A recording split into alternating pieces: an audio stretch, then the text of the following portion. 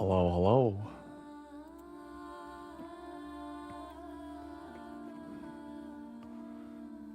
Good morning, ladies and gentlemen.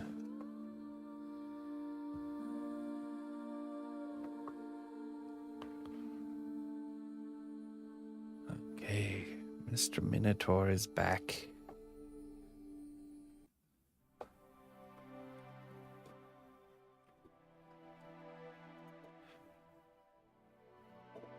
Oops. There's a pasta machine on this cable.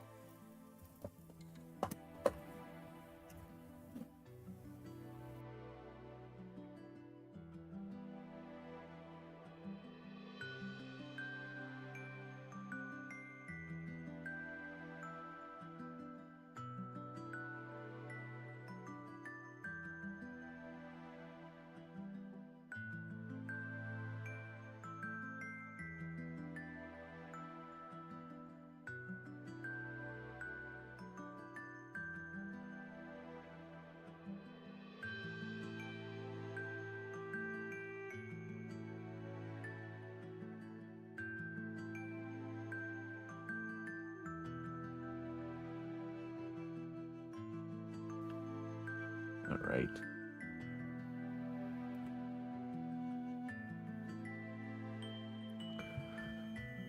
All right. I think we're ready.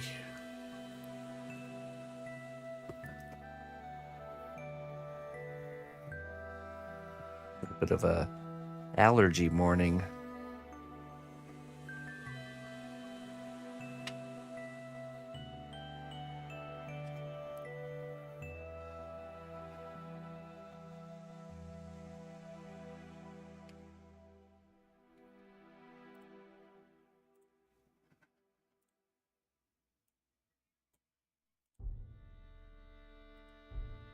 Hey, what's up, Corrick? Hooper? Clayton? PB? Yeah, you're right about the dragon, that it's not like the, whatchamacallit, the gremlin, where there's tons of different things to kind of bounce around between. The dragon, you're kind of stuck on scale mode, you know?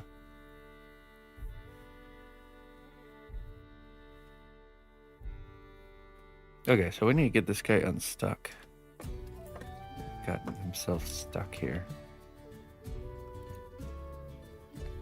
Somehow.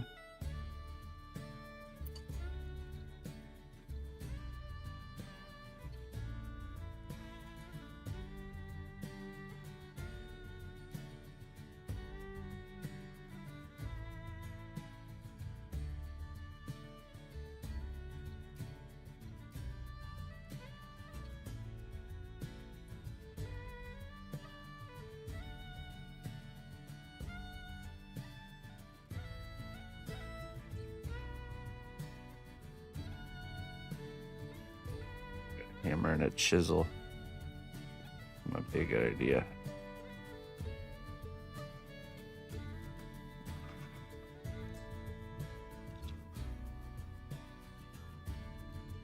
There we go. Ah.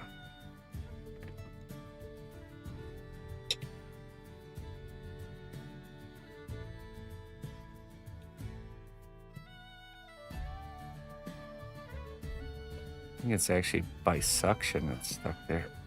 There we go.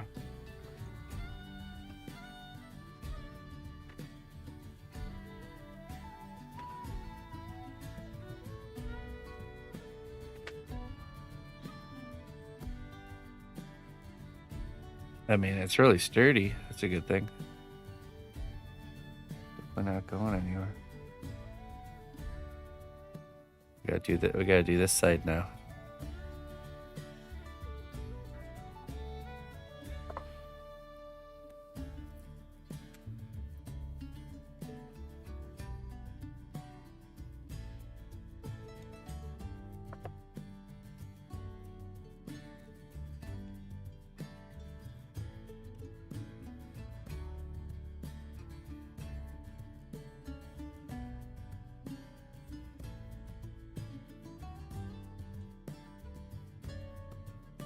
This is the final base, yeah.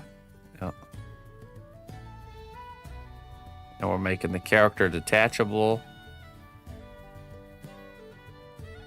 And we're going to use Sculpting mold to do the base. It's going to be a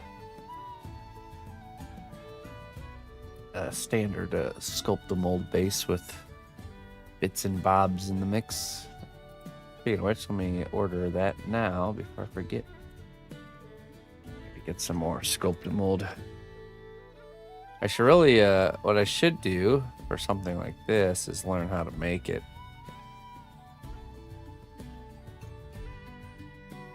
But I'm sure it's quite a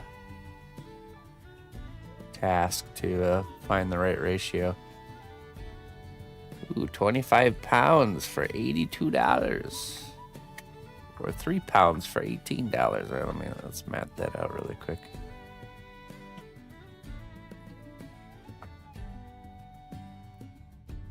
Might be wiser to spend more. Let's see, 82 divided by 25. That's $3. $3.28 a pound. We got 18 divided by 3. 6. Oh, wow, that's a big difference.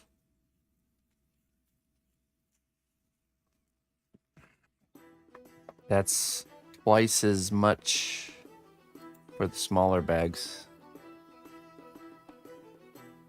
I guess we're getting 25 pounds.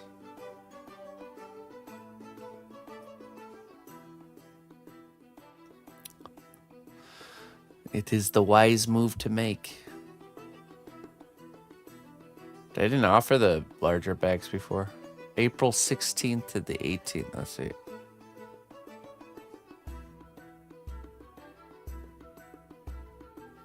Huh.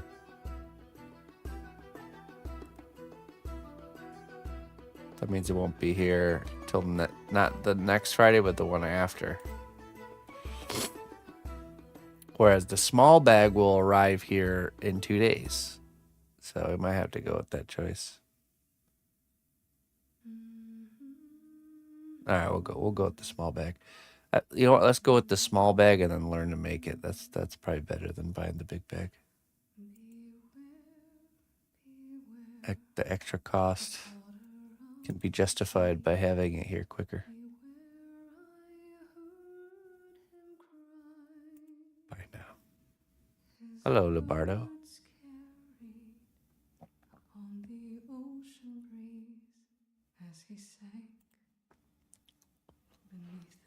All right, good. Sculpt mold on the way.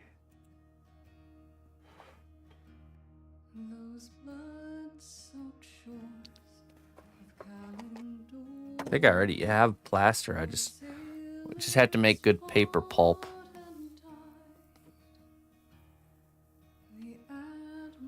Paper pulp maker.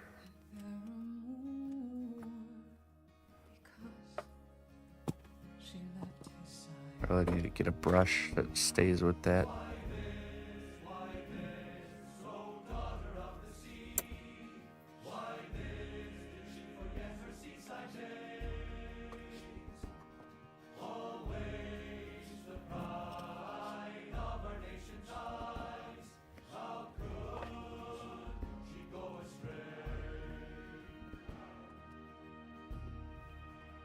Let me get another brush.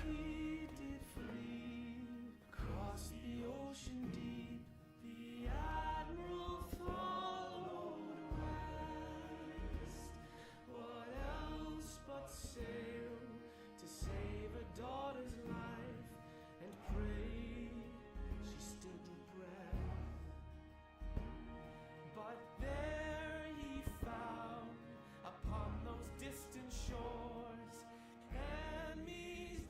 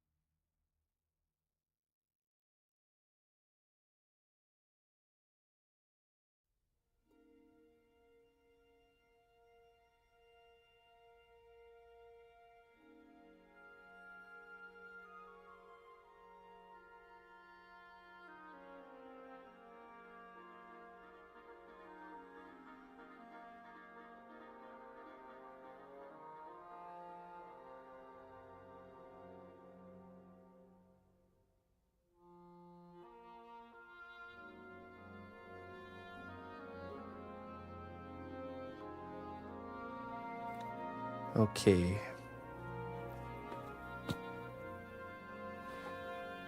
Just want to reapply Vaseline here just to make sure the coverage is good.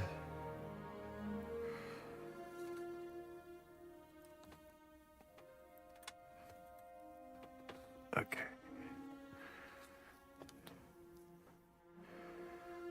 It does look pretty good.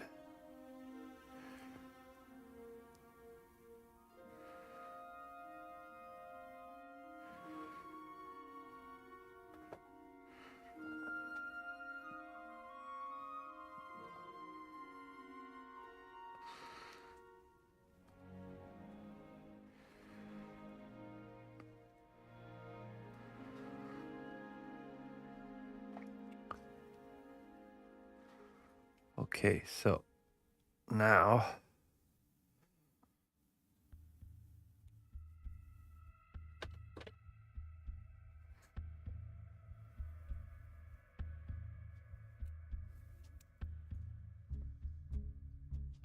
this will forever stay with this Vaseline here.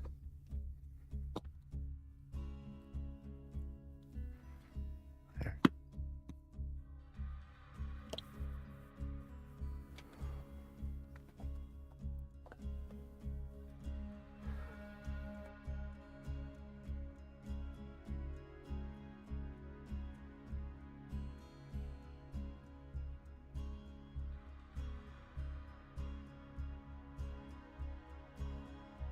Right, and we're going to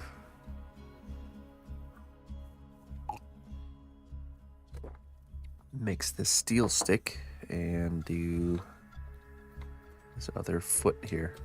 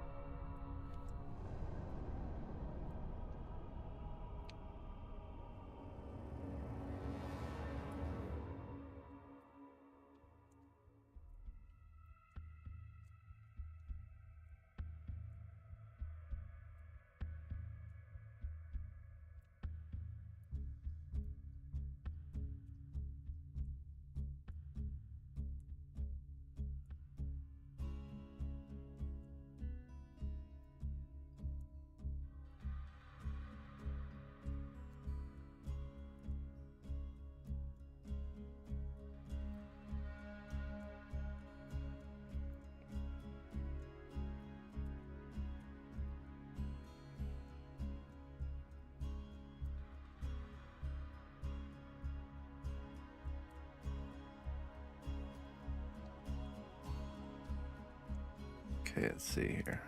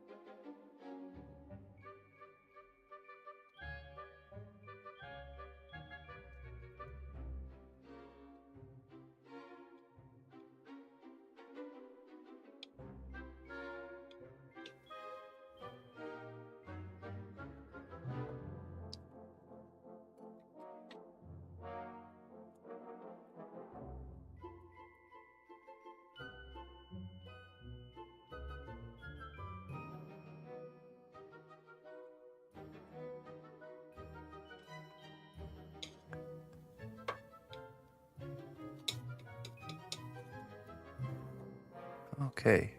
Now we want to remove this before it totally hardens.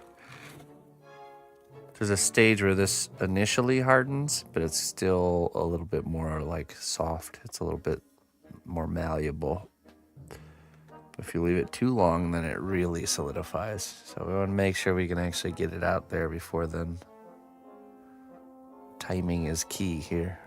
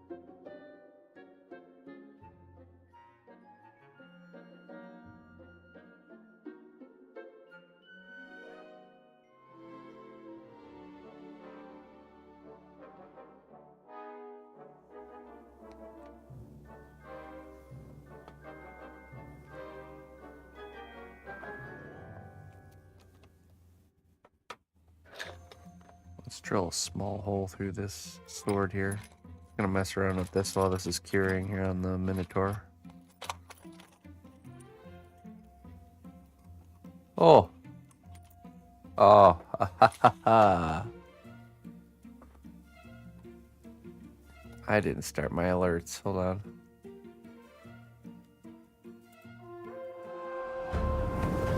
The strength of the cnotbusch kingdom lies not in our walls, but in our people.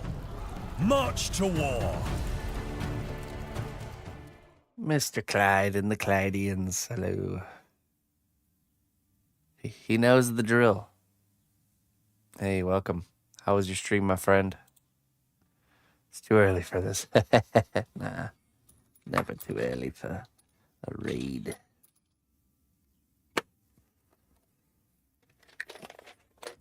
Come on in, folks.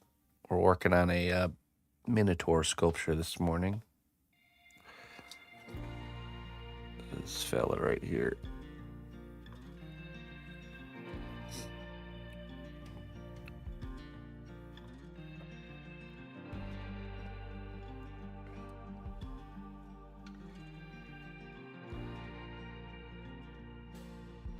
It's going good. We're securing the base right now.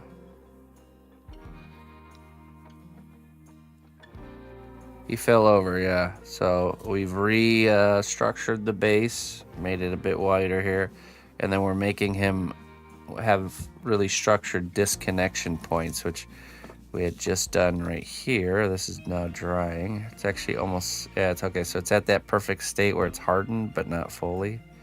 So now we're gonna remove him from his position here. Like that. And that leaves that nice, nice clean disconnect.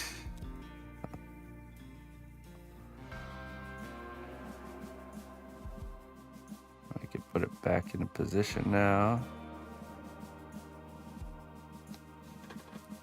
There. See, a little seamless disconnect. Okay, we'll let that harden the rest of the way, and then we're gonna fix the area that got scorched. So right here on the knee, right there. And then after that, we'll be able to jump over to doing. Listen closely, traveler, to what I say. Twitch Prime does not even cost a dime. Hey, Sonny. Why should you stand in the corner if you're cold? Why should you stand in the corner if you're cold? I don't know. Why? The corner is 90 degrees. Ah, ha, ha. Oh, my goodness. Jeez.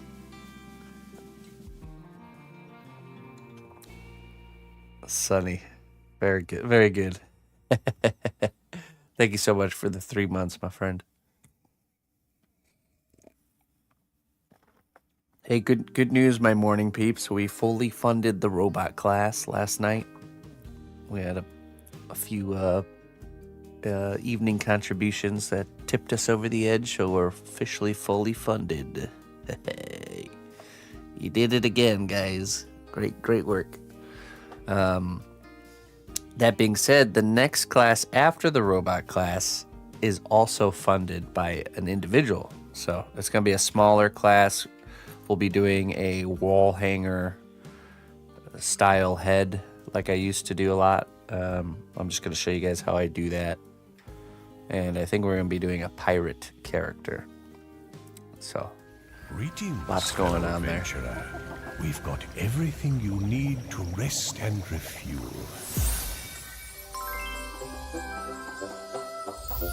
Oh, wait, what happened?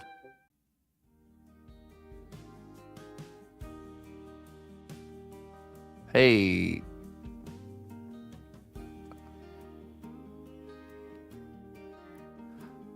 I always have to like really thoroughly read your name to make sure I have this. Nihilism as a hobby. There we go. Yeah, I got it. Nihilism, thank you so much for the 2 months of support. Let me get you your wisdom here. Oh, you get some bat.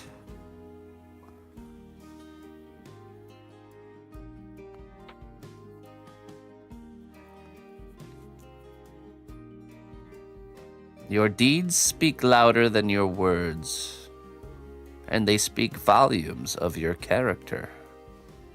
Well done, brave hero. Your labor has borne fruit. Enjoy these goods as a reward for your dedication.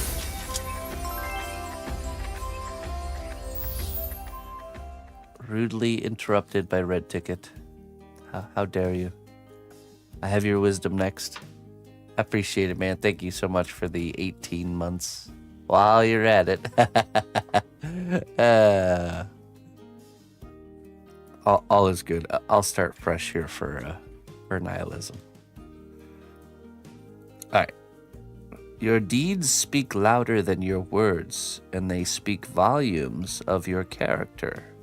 Keep your actions true and noble. Yes. Isn't that the truth, man? It's not what people say, it's what people do. Classic you. Oh, you.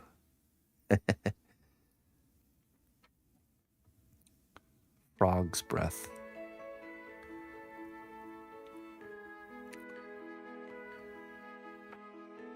Let's see what we got for you, red ticket.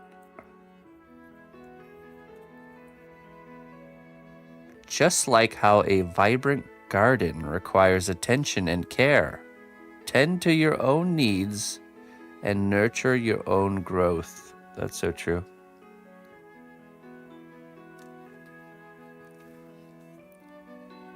I relate the garden to the mind, the human mind. Very closely related, actually.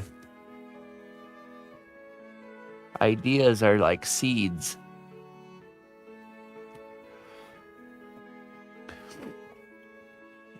And you can willfully plant seeds that benefit you, that benefit your garden, give you fruits, give you vegetables.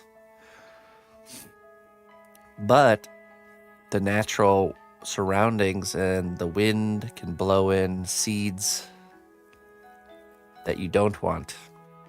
And if you're not actively removing those little seeds that grow into little plants, they grow into bigger plants and get out of control. So please tend to your mind gardens, folks. Pull the weeds while they're little and plant the good plants, the good ideas, right?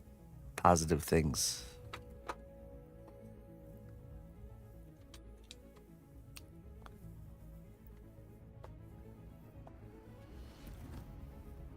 I was out tending the garden a little bit this morning myself, pulling up some of them weeds.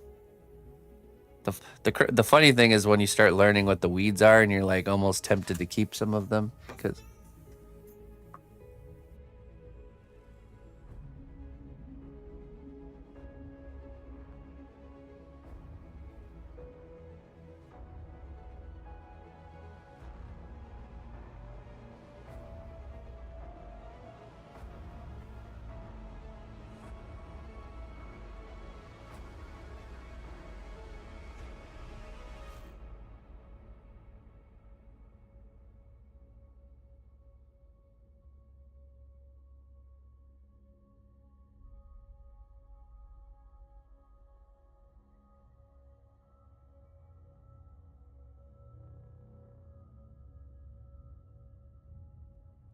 all right. Sorry, Emma was asking me a quick question.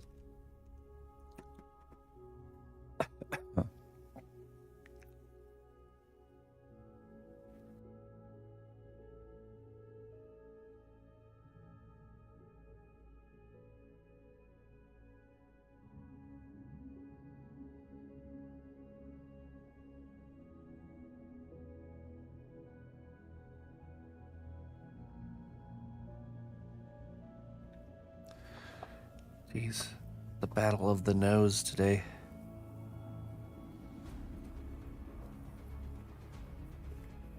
Wild purslane. You'll get some, but purslane doesn't seem to pop out of the ground till later in the season.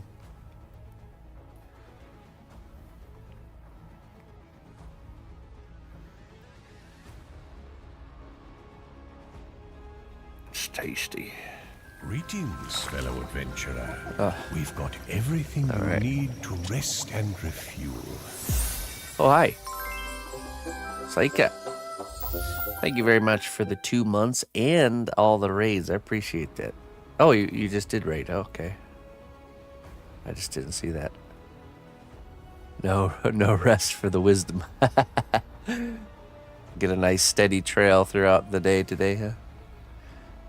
Hey, thank you very much. Ah, geez, and then the battling of the nose in between.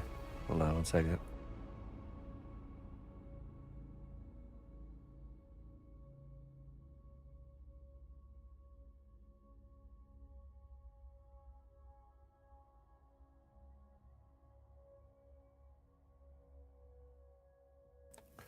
All right, Boone rejuvenating tonic. Bone rejuvenating tonic. Let's see what we got for you here. Saika. Welcome, Raiders. How was your stream? So you're like the evening crew. You're streaming during the evening. Pay attention to each detail. Like a rogue searching for traps, you never know where valuable insight might be concealed. Very true. Oh, my boons. No, oops, I just totally put that back in the wisdom jar.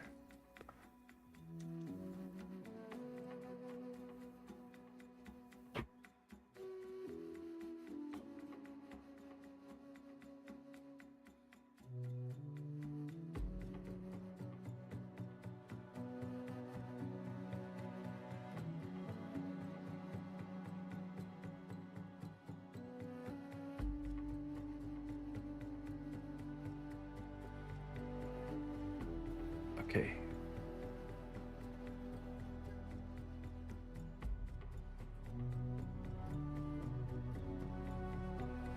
Should be solidified now. Oh, early morning. Okay.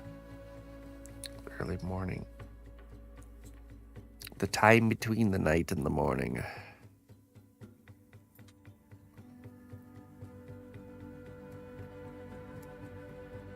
At least for this time zone.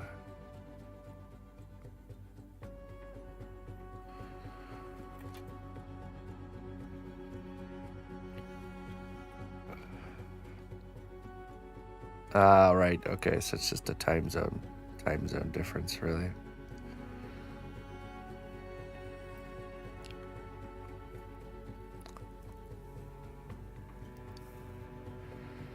Okay, we're gonna add some clay glue here.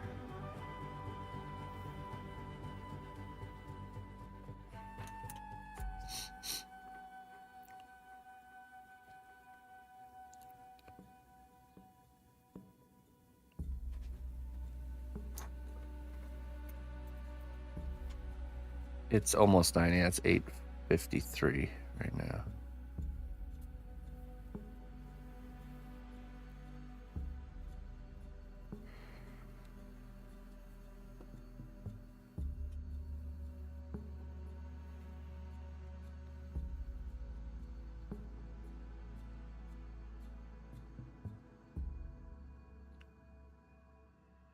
How's the Adventures of Moria been going for you there, Syrup? Have you guys been getting on there?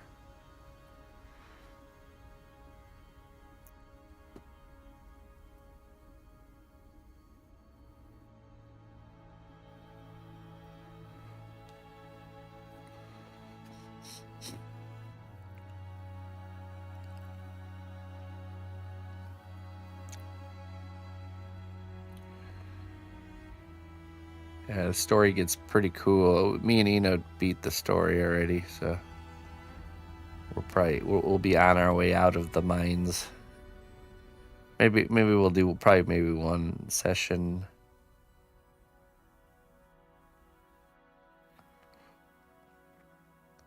One or two more sessions, and then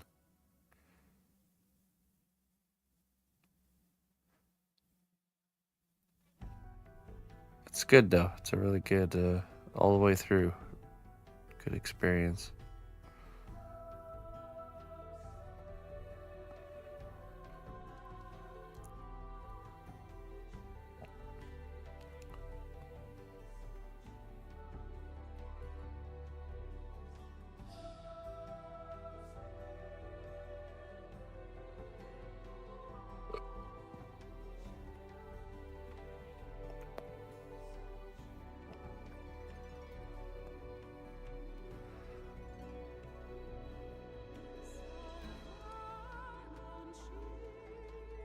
Yeah, it's a bummer that it didn't perform as well with the launch and stuff, because that will probably hinder them from making more, because it has so much more potential that they could totally do, you know, but you know, if the money's not there, it's not there, kind of thing.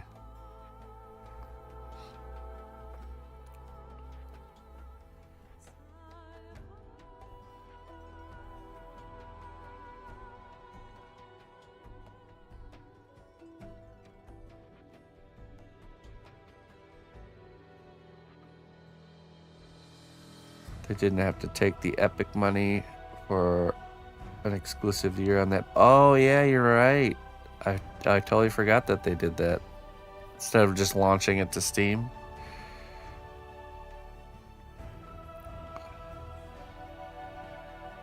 That's those decisions made because of the money, you know. I think that's actually what stopped me from playing it initially. Oh yeah, okay, now I remember. I even learned about it because I happened to be playing a couple rounds of Fortnite with my my nephew from Germany. He's into Fortnite, so every once in a while I'll join him in his adventures.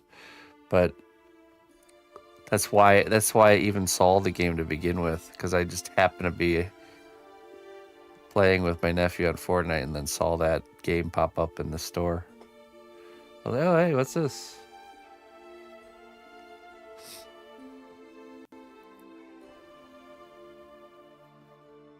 Interesting. Yeah, that's a bummer, man. I was reading like through forums and stuff, and people talking about potential things they could do, like where you could start revitalizing areas where even NPCs and stuff will come back and give you tasks and stuff like that. You know, like the cities will fill back up with NPCs, and they'll build little shops and stuff like that. I think that would be so cool. So you get to the point where it's like the entirety of Moria is refurbished and ready to go, you know?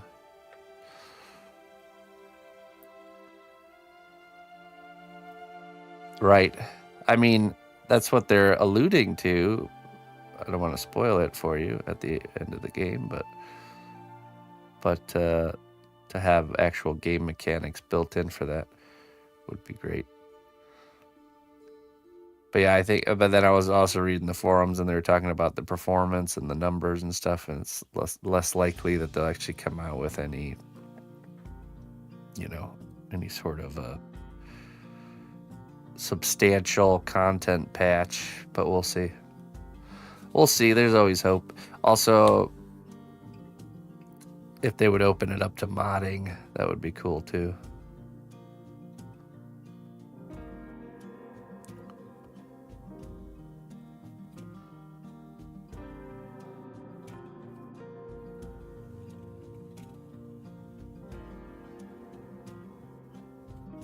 Yeah, I know. And that kind of shows you the trajectory, you know what I mean? Like,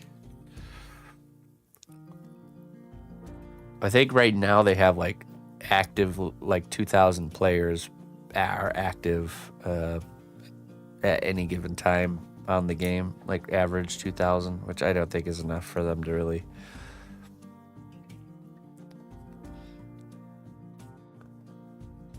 Right. Yeah, people. I always like reading forums to see what people's ideas are, and someone mentioned them having like even like almost like a mode where you're like a wave survival mode or something like that. Go into a particular room and survive as many waves as you can before you know, suffer your fate.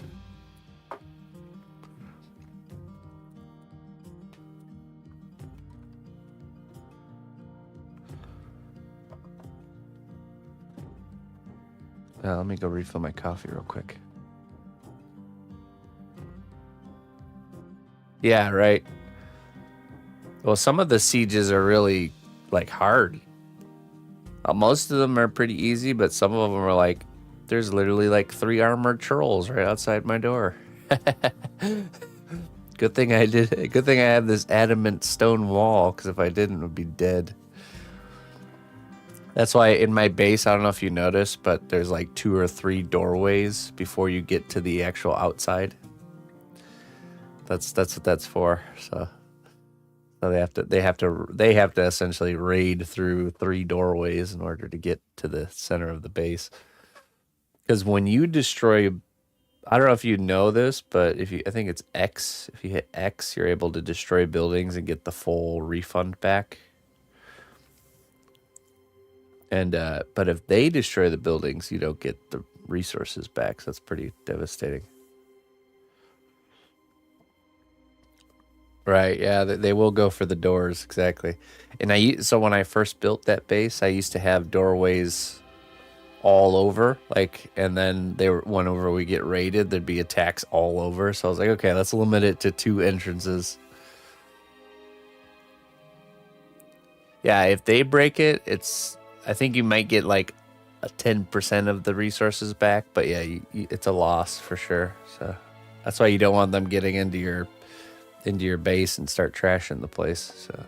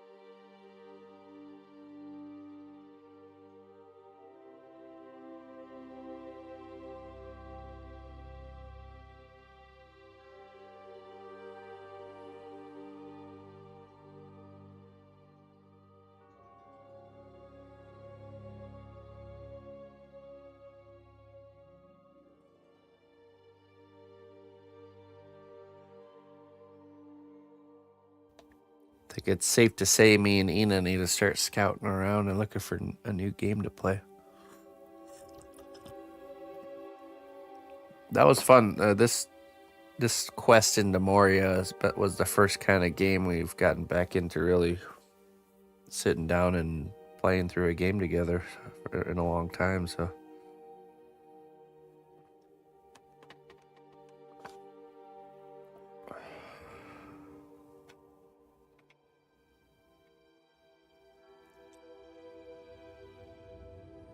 Split Fiction, is that a game?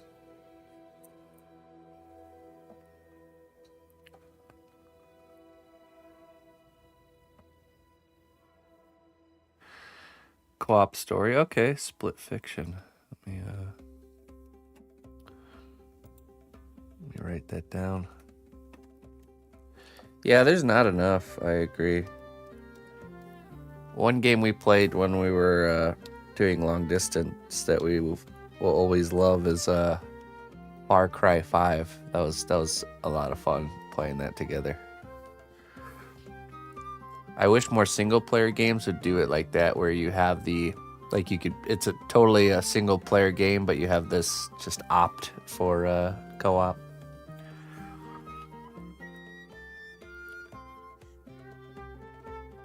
Split Fiction, interesting.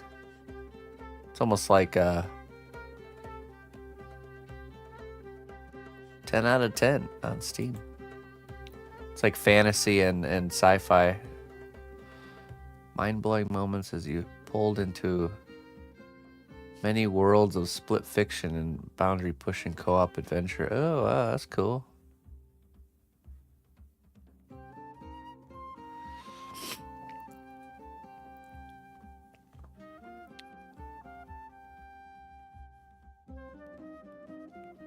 Oh, but it's $50. Yeah, we're gonna wait for that one. We'll add it to the wish list. It does look cool though.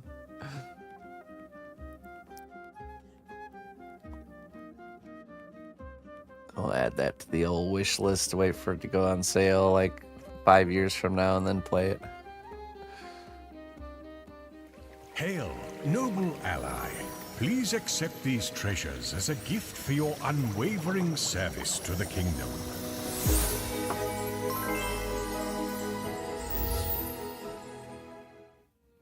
Hey, what's up, Lou? 33 months. Bat for you.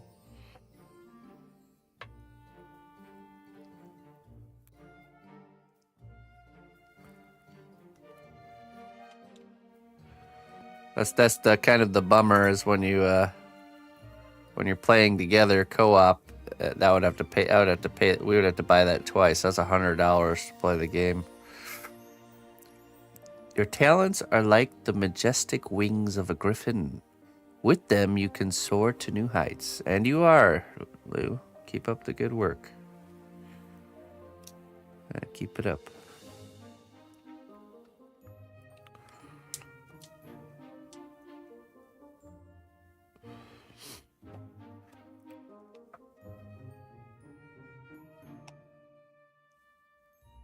Looks like they do a friend pass. Oh, okay. So one person buys it and the other person gets a friend pass. That's pretty good.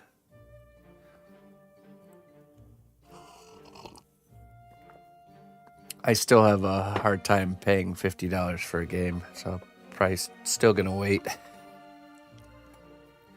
$30 price range. I'm a little more okay. Actually, you know what? I have $30 on my Steam wallet. I went back and funny enough, I was just going through my inventory of stuff on Steam, and I had a bunch of old guns and stuff for Counter-Strike, and I didn't realize you can just sell them on the marketplace on Steam.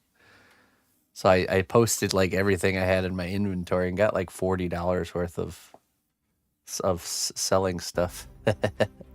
Just old, just super old guns from back when I used to play that are probably more on the rare side nowadays. Unopened cases and stuff. Yeah, you should take a look. It was quite a surprise for me. I was like, what? This is worth $15, this thing? It's just been sitting here collecting dust.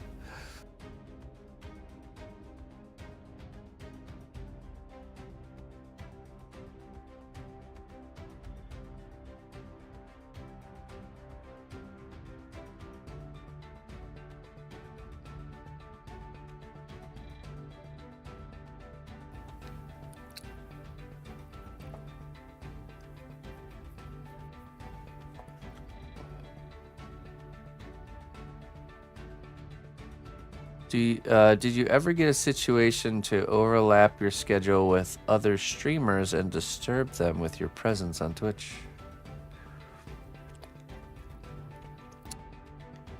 I'm not sure. I'm not sure what you mean. Like,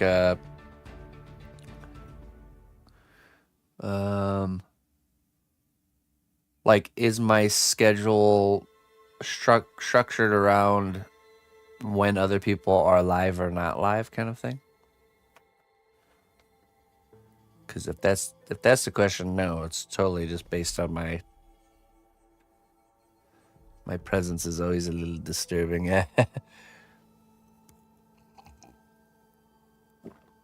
Everyone should do their own thing. Yeah, I mean, my schedule is totally based off of just my personal life and kind of how it balances with the family and stuff. So I don't really pay too much attention to what others are doing as far as that kind of stuff goes.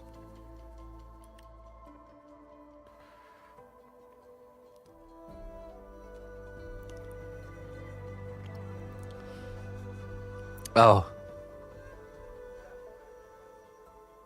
exactly. Yeah, an audience is not owned. Okay. Yeah, exactly. Totally. We were talking about that mentality. I think it was a couple days ago. We were talking about this idea of like ownership over audience, and that some people really do have that kind of way of thinking about it. And those are usually the people that are less likely to, raid out or do certain things. So because they don't want their audience getting stolen away. So you have to let go, Chris.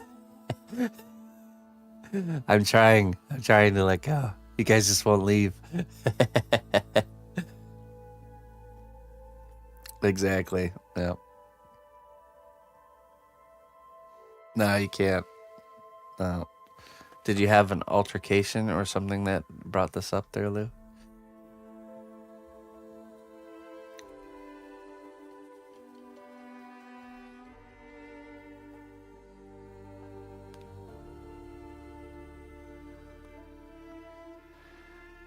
Just got a new toaster oven and the air fryer breaks. That's all right. At least you got one.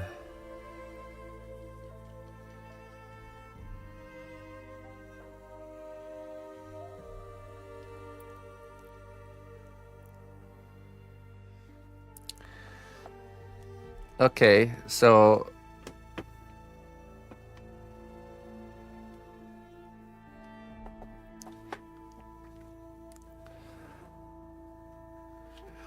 is this something that somebody has brought up to you, or is this something that you feel like you're experiencing? I guess is the question.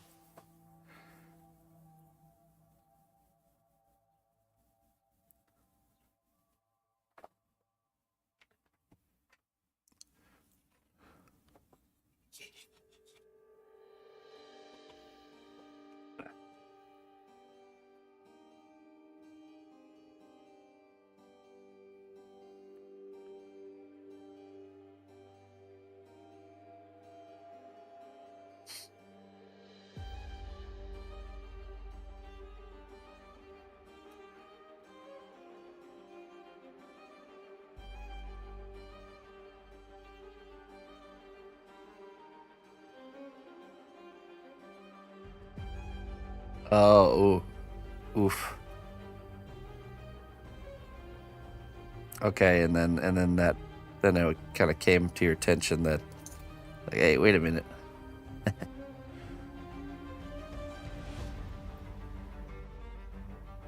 You can't worry about that kind of stuff.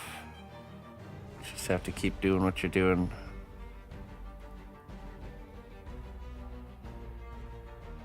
It's a difficult thing to do, but not letting what other people say, do, and think affect what you want to say, do, or think. You know what I'm saying?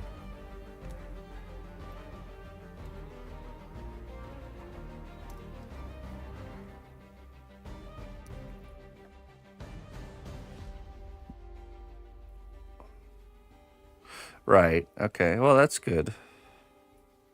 It was genuine, of course.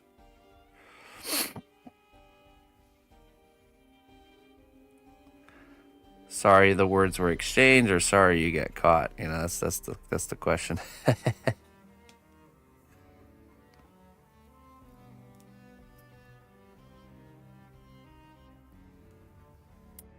What are we sorry about here?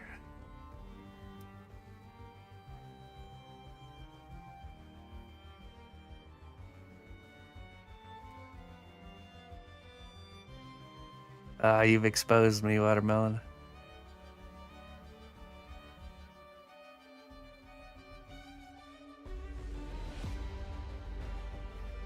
No, don't do that. Trust me. So, I mean, my stream schedule and stuff has changed over time, and it will continue to shift and change around. But it's entirely based on my life outside of stream. It's not has nothing to do with what other people are doing or what's going on in the streaming sphere. So you just continue to do things the way you're doing things, and go live when it's most convenient for you. And there you go. Don't worry about anything else. Rogier. Am I saying that right? Rogier. Hello. From the Netherlands. How about that record style garden? Wait, what? You want to see the garden? I need to do a garden update soon, actually.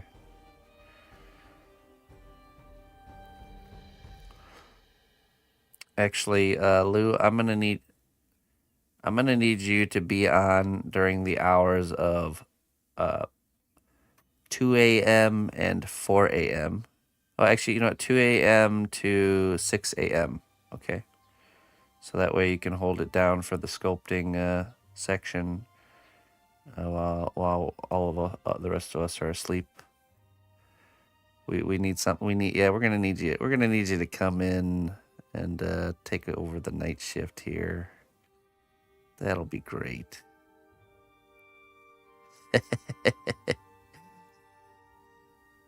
You could just do that for me. That'd be excellent. No, I in team, Lou. You know, somebody's got to do it. We grow together and we shrink together. Team sculpture. Yeah, if you could just stream on Saturdays. Evenings on Sundays, evenings on Wednesdays, Saturday, all day. And, you know, pretty much any time that you don't see me online, I'm going to need you to come on in here and that'd be great.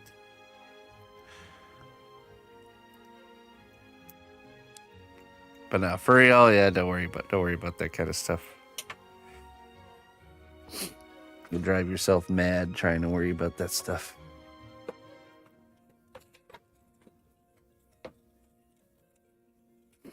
Close enough, all right. Well, hey, welcome to the stream, my friend. From the Netherlands. Okay, hold on 1 second here.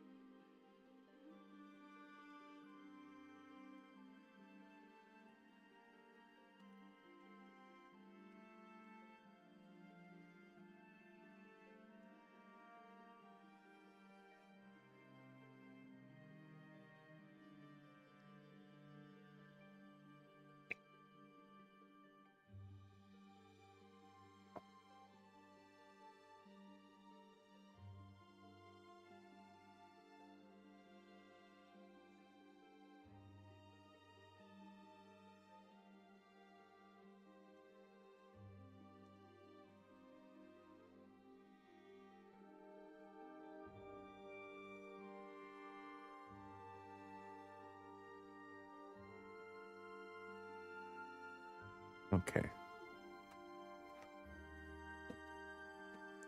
Redemi. Hey, thank you.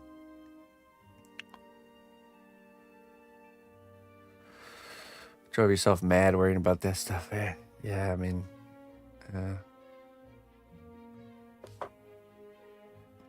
I've never worried about that stuff. I've always just been off here in my own world doing my own thing, and that's how you gotta do it. Not swayed by the is this live or is this pre-recorded AI? This is actually, so the real cnotbusch is just laying around on the couch playing video games. He took all the hundreds of thousands of hours of cnotbusch footage and dumped it into an AI, and now I'm just a essentially like an AI clone of him. So he's here streaming, making these not even real sculptures, and then oh yeah, I did that.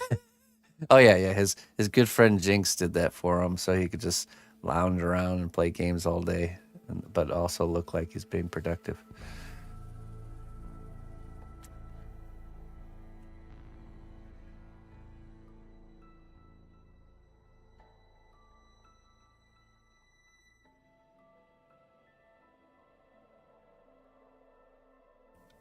The crazy thing about that is that it's not too far from being actual possibility. Like really. If the AI had that much footage to work from, you could make a fake. You could like have a generic playthrough of a game going, and then the reactions of the streamer, like it totally could be the case. Maybe not foolproof yet, but soon, I think.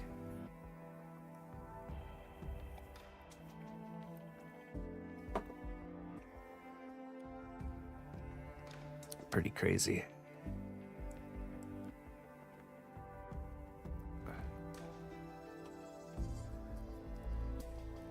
Right. Redirect your focus. Focus on the craft, the art, growing the skill. That's the most important thing. Everything else is secondary.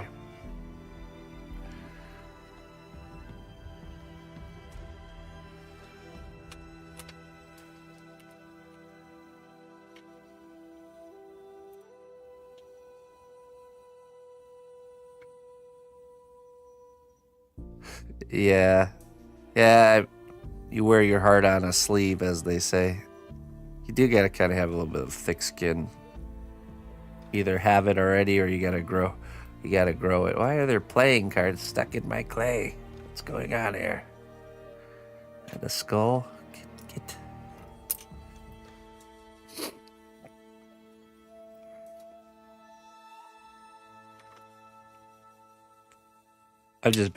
I've been doing this kind of stuff for so long. I'm jaded by a lot of that kind of stuff. Just my eyes are glazed over like a lion in a zoo that's been there for decades. I used to try and attack people at the glass looking at me. But I just sit there and stare into the sky.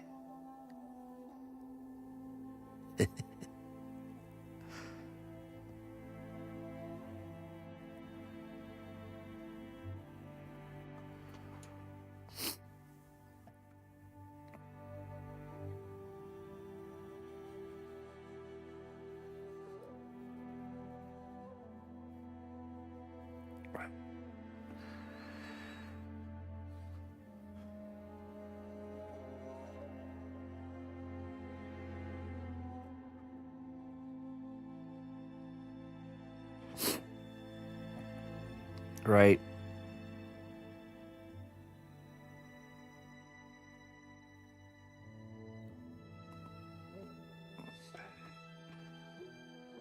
Yeah, and that's the thing, is I don't view life as a competition. It's a co-op game, not a versus game. A lot of people view it as a versus game, and I probably had phases in my life where I did too. It's just not anymore. You know, it's just not how I view life.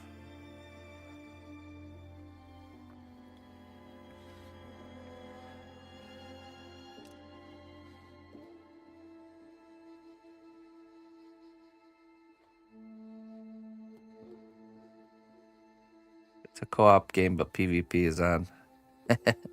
No, it's a co-op game for me, and then like some players that you'll encounter have their PvP flag turned on, and they're just waiting for you to accidentally click on them and flag yourself PvP mode. Yeah, like pull you into it.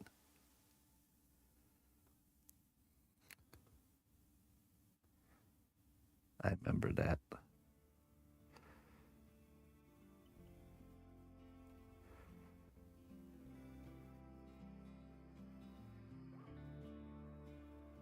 Yeah. Yeah, jeez. I remember. There's been some things over the years for sure.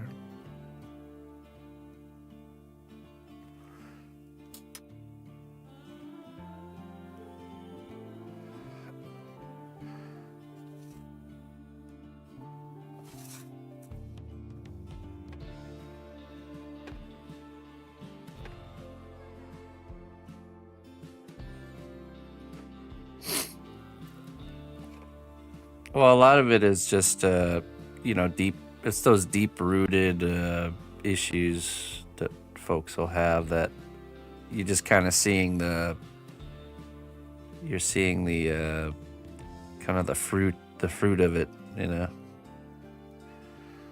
So it's more of like a personal problem for them than a problem with me specifically or someone else specifically. Generational curse, as they say. Exactly, yeah. I mean, it really is the case, man, when the most influential people in your life are your parents, and you grow up and you kind of can realize certain things that you have that's part of your character that was imposed on you because of how you were raised, you know. And being a parent now, I can look back and see that, and then it makes me even more like, oh my goodness, I need to really do a good job here with this little human being and try my best to not continue kicking those cans down the road, you know what I mean? So it like makes you face your own self in the mirror to overcome those things before you pass them on, you know. Because that's the reality. If you don't face those character flaws and overcome them, then you're essentially doomed to pass them on. So.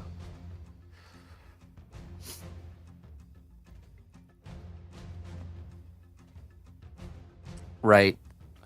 Yeah, but okay, so one thing I've noticed is those deeply rooted things that you can't see get revealed to you by others. Specifically, like for me, it's Ina, my wife, and same goes reverse, where there's certain things that she'll point out that I just didn't even notice or see about me, you know, and it's vice versa. So by having someone that comes from a completely different upbringing and stuff like that, they'll see those things clear as day and tell you. That's why it's important to tell people those things when you see them, gently, of course. Not, you don't have to be rude about it, but you know, like telling somebody those kind of truths. If they take it and actually reflect on it, will benefit them greatly. But there's always that knee-jerk reaction to being upset with the truth or not wanting to see it, kind of thing. Yeah.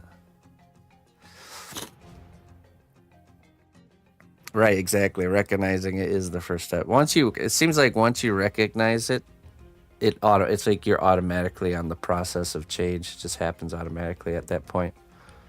once you realize it's there, then it's just a matter of almost like retraining your mind to not be like that, which is like a process in itself. So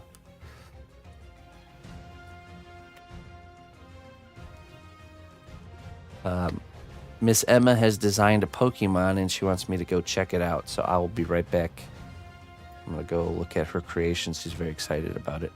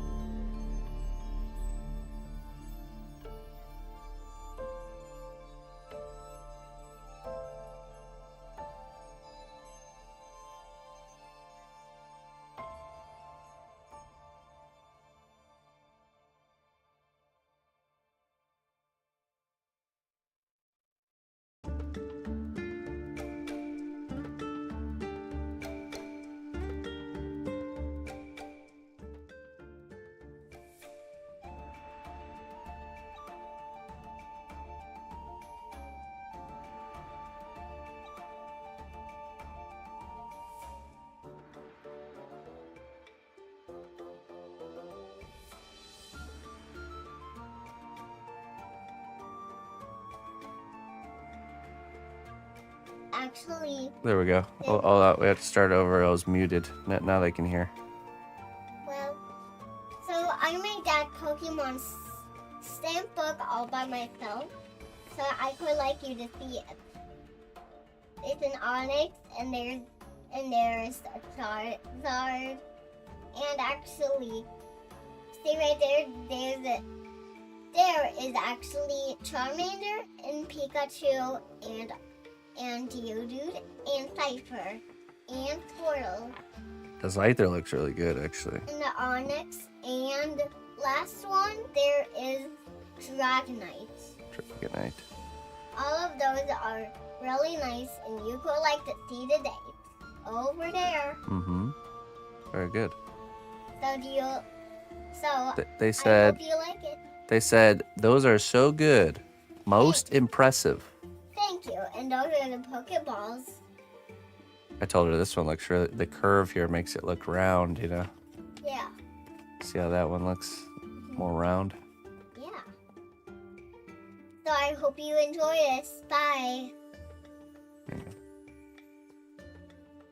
Nice work, Emma. I'm your sculptor. And thank you. Oh, sure. You gonna do some more Pokemon drawings, or are you done with that? No, I'm gonna make more stamp books. More stamp, with different themes? Yeah, and I can show these are just stamps to tell. I made my own stamp book so I can look at stamps. Oh, that's cool. Okay. What's the next theme gonna be, or you don't know yet? Well, next one is gonna be a butterfly stamp book. Butterfly stamp book, and you'll design a bunch of different butterflies? Yeah. Cool. All right. So I hope you do good on your sculpture. Thank you. I hope you do good on your butterfly stamp book. No, you mean my stamp book. Yeah, that's what I said. Butterfly stamp book. So bye. All right. Bye-bye. I'll put it over you. Oh, thank you.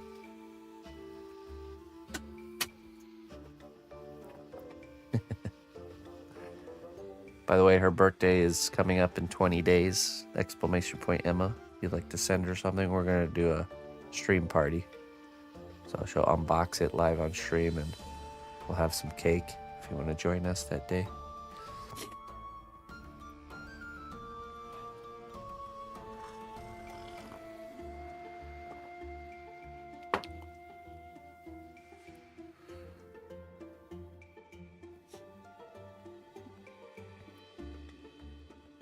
All right, Crystallarium. Hey, it's good to hear from you. Lurking it up in the background. That's totally cool. Hope you're doing well.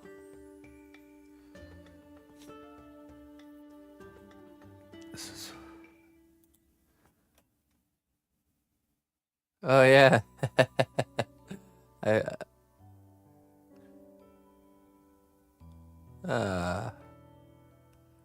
That's right. Sir Vivix. Good old Sir Vivix. Oh, that character looks just like you, and that's up in the stars.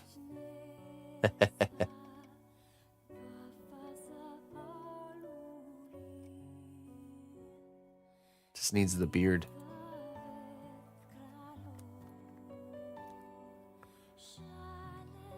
She does, yeah. She actually has a shiny rock collection.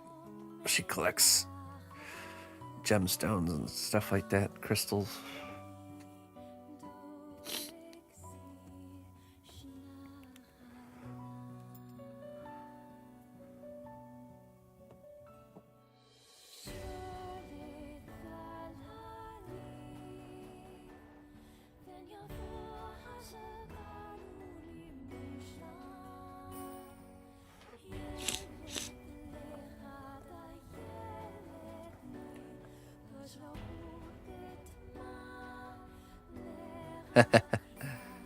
Yeah, she's very into her shiny rocks.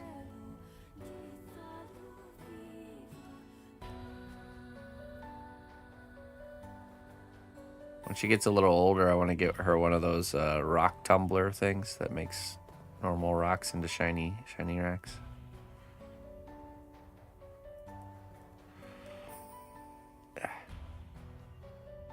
Might have to use the Dremel tool here. Let's leave it for now.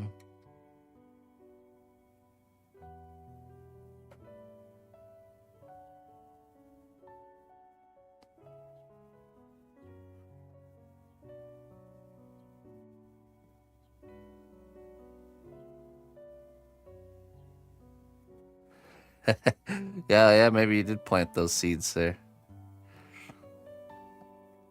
Well, so the place, there's an activity center we go to all the time, and they have a vending machine at the front of it that has those shiny, colorful rocks. and she gets a dollar's worth of them from the quarter machine if she's behaving when I say it's time to leave, you know. Just shoot me a DM, Crystallarium, and I'll give you our address.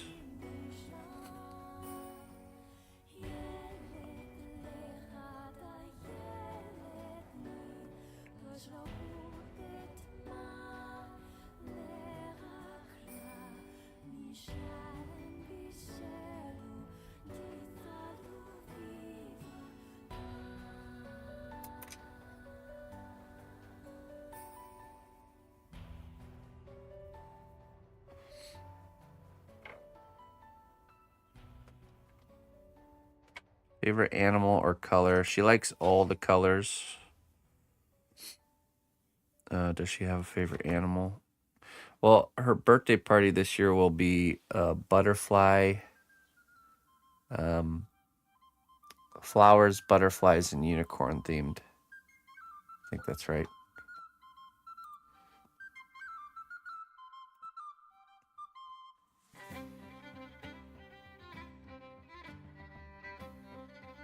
I think I'm gonna add some trim at the bottom of his little,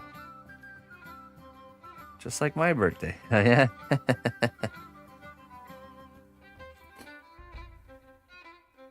We got over to Party City when they were doing their going out of business sale and stocked up on all the flower, butterfly, and unicorn themed stuff we could find.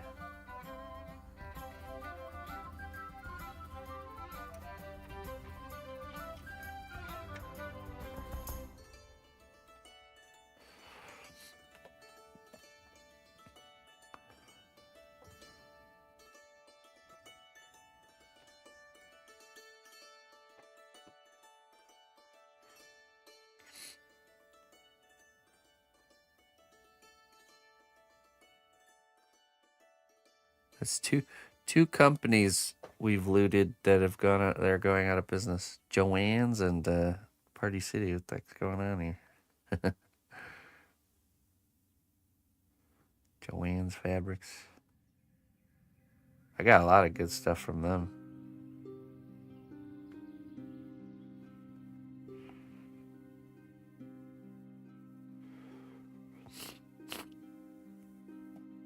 Yeah, I didn't know. I had heard Joann's was going out of business, and we went over there and I got a bunch of cool stuff. You know, like especially their beads. I like their different kinds of beads, the metal ones. This one's a good one too. Celtic knot detail.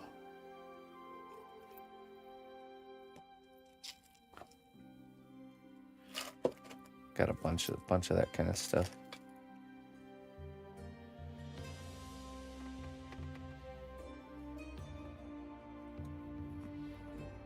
No, I think they're closing all locations, just like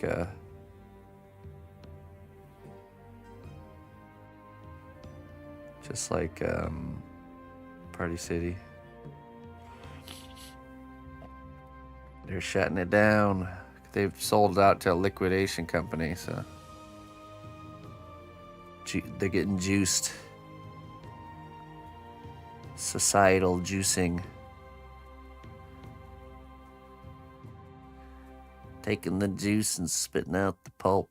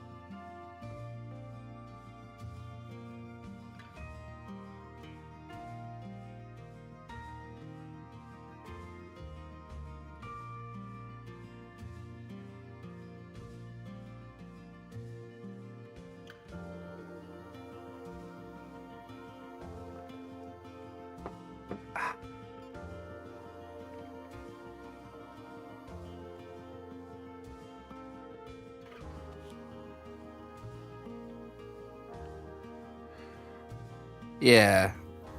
Yeah, we're gonna look at we can't really set something in stone right now. So, but once we get the means to do that, we'll get an actual Airbnb locked in. We'll find one of those ones that's like designed for like wedding parties. Well met, loyal friend. You've made It's got, a like, real impact on the realm. 6-7 rooms. Thank you for your contributions. And I think go that route. Hey, here's to 7 months and to many, many more. Thank you so much for your support there, Crystallarium. Well, you got until 24 months to decide if you want to be stuck here for forever, so plenty of time to figure it out. But after that point, you are indeed stuck here.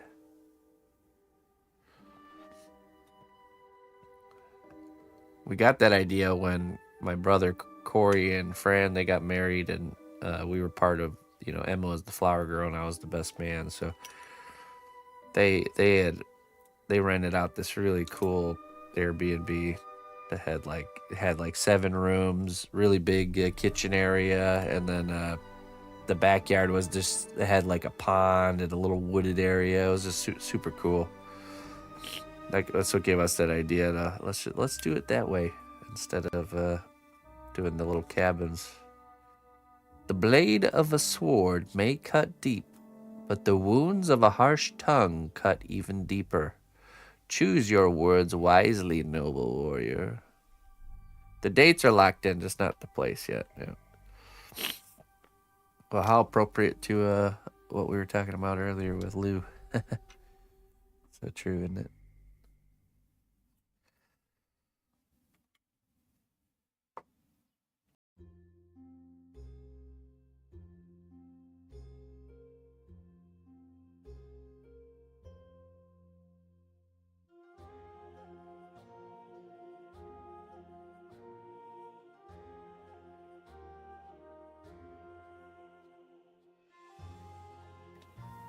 Yeah, true. Yeah, we should really browse around and get a few places that will be potential candidates selected.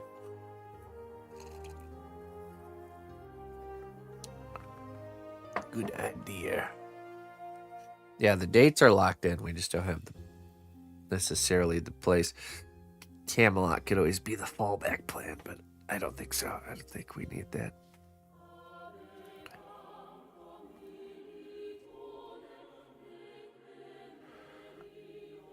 Fall back to Camelot.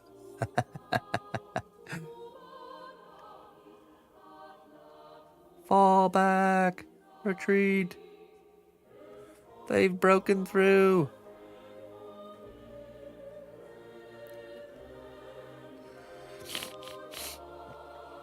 Camelot. Yeah.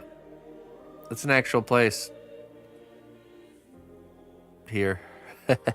There's a campground Camelot. They even have a sword in the stone and all that fun stuff. What an appropriate place to have cnotcon, right?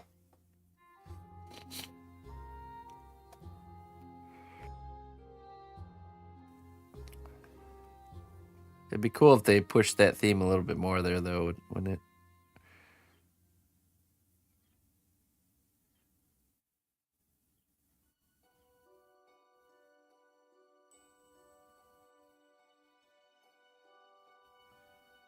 Like a giant fiberglass dragon or something.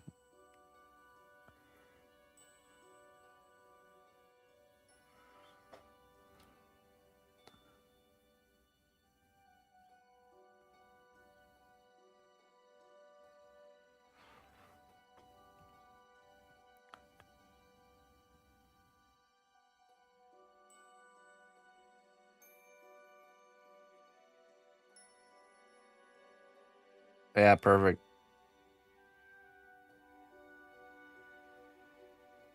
Yeah. I doubt that a place like Camelot has the budget for a giant fiberglass dragon. I don't know why.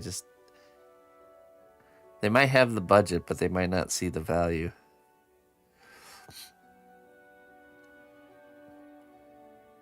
Or kind of old school brick and mortar, you know.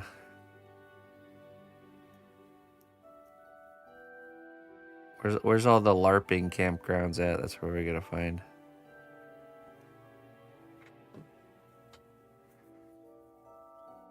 Wouldn't it be cool to have a cnotcon at that LARPing event that happens in Europe? I don't know if you ever seen that, but you have to like be in full character the entire time. You have to like apply to even show up.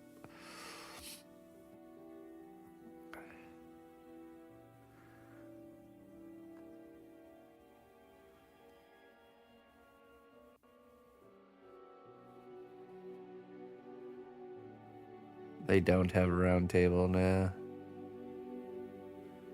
That's pretty good, Jinx. Yeah, that's really good. I figured as much. It would be the same, if not less, going that route.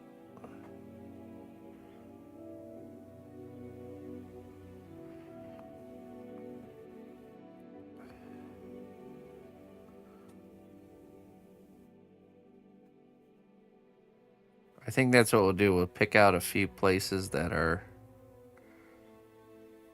you know, for different amounts of groups, and then once we get a confirmation on how many are showing up, we can book the place at that point.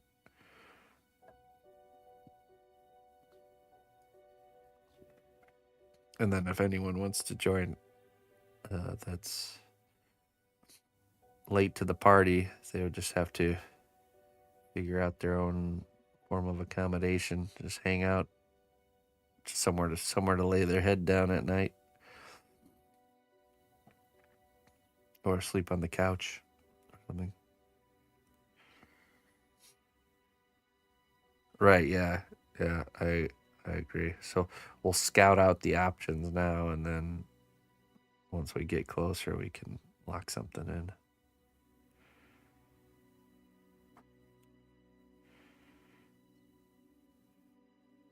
Because I'm sure, just like for me, it all comes down to the specifics, the numbers, right? Yeah.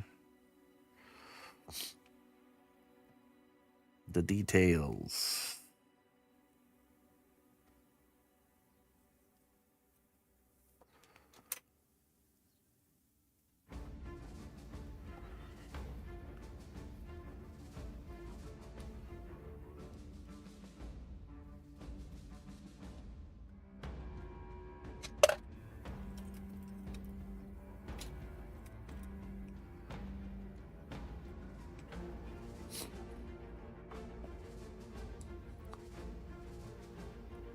Five beds a room.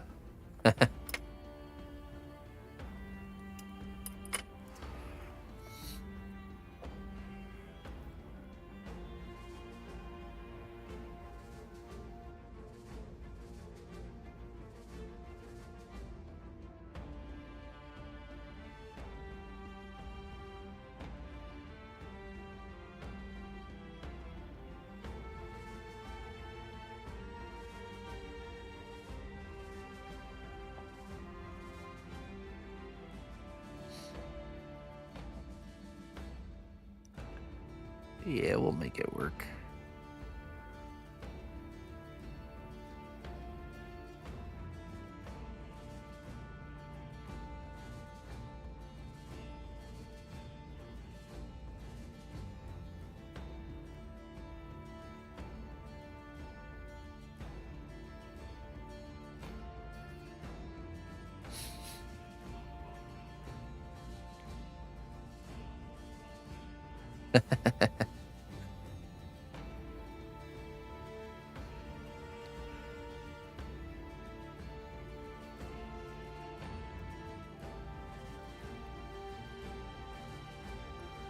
Greg owns like 11 Airbnbs. We'll just go hit him up. All right, Greg, we're gonna need to borrow all your Airbnbs. Do it for the community, man. Come on.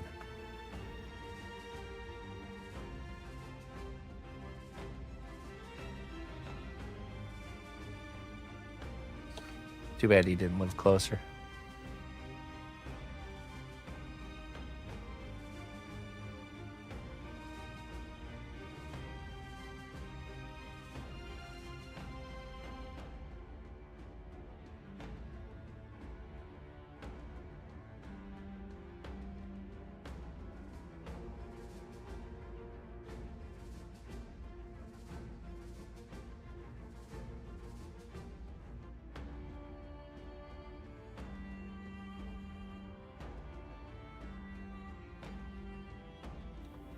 I didn't catch his reaction, but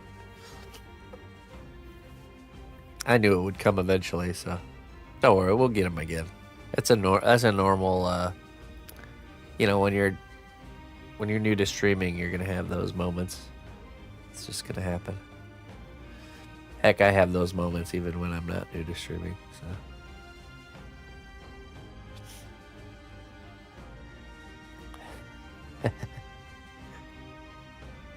Yeah, maybe next year's CNOT we should go rent a whole castle in Germany. Then everybody has to come live there for a weekend.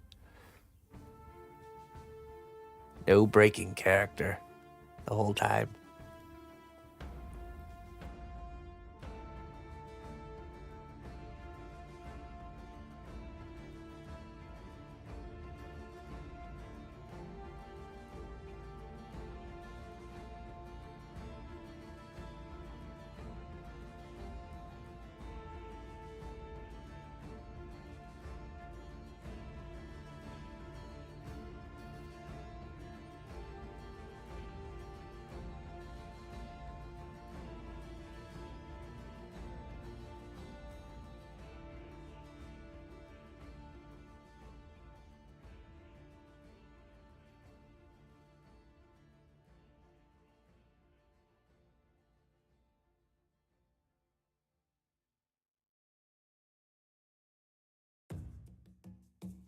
Ooh, the allergy battle's intense today. Sorry, guys. Ah, my goodness.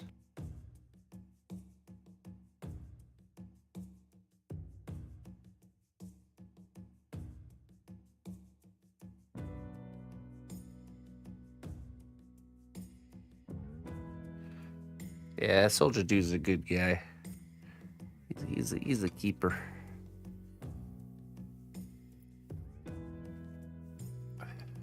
Oop.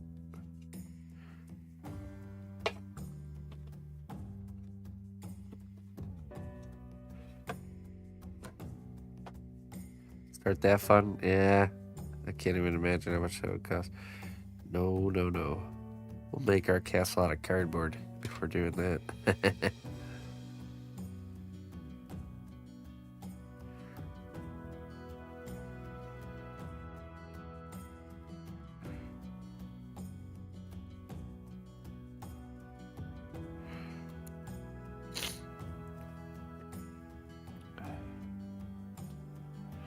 All right, Clayton.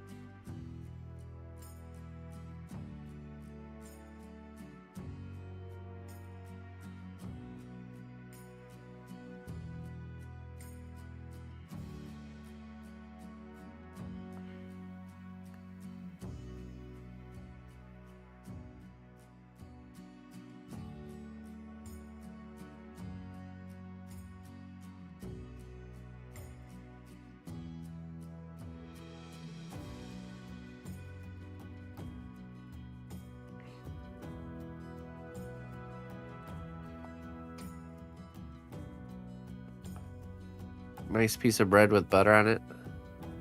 Butterbrot. Butterbrotin. Jawohl.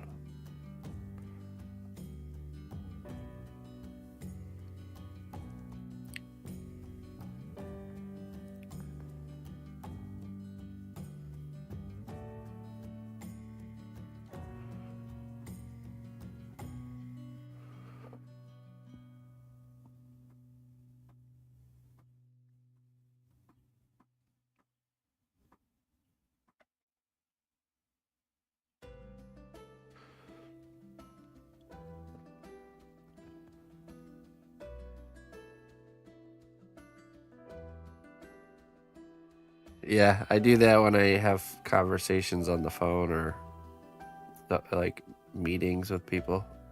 I just get a fresh pack of cosplay out and I start conditioning it while I'm talking.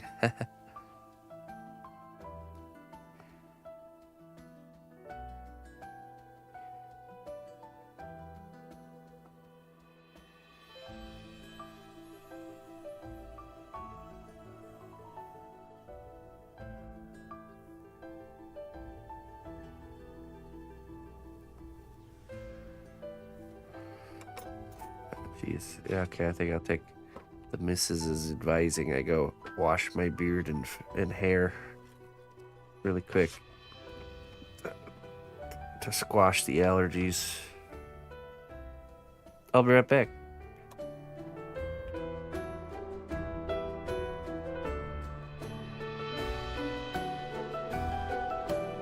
I got pollen in me face.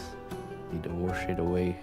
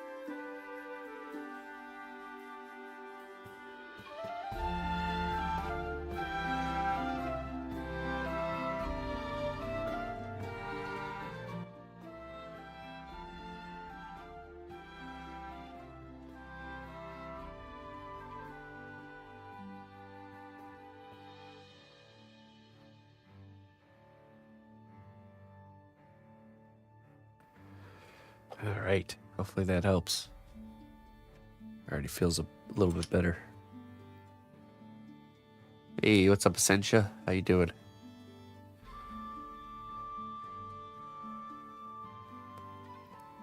Chicken got to 174 while resting, huh?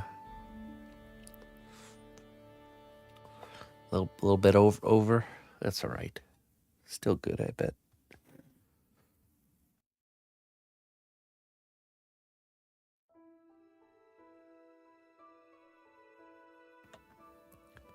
Do you have one of those like meat prods that hooks up to your phone, or you use like just an old school thermometer?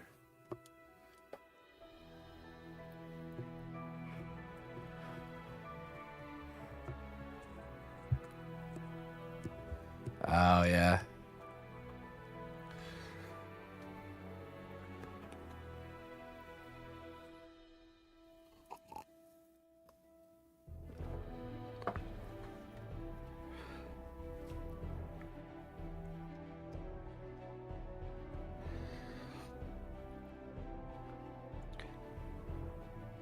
Oh, okay, yeah.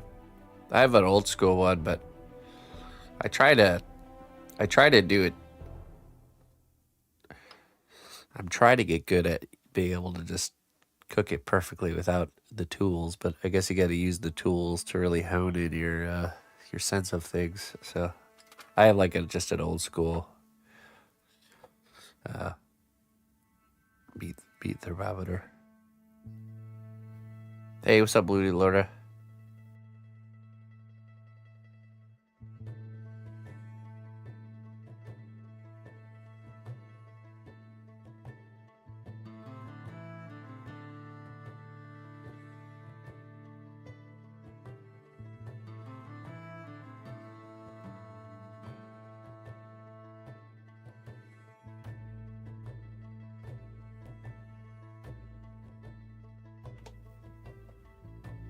Yeah, true. Even the pros use the tools. I guess I'm just trying to find excuses to not use the tools so I could be lazy.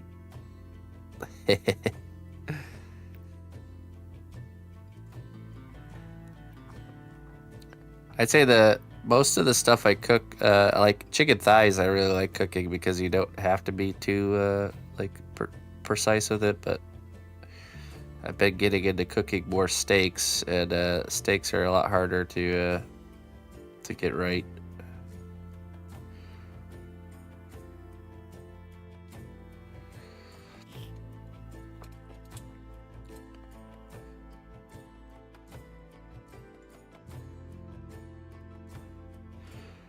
Do I want one? I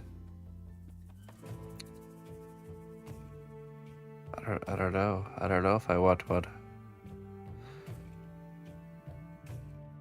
I mean, I would probably use it if I had it, but I wouldn't necessarily go out of my way to get one.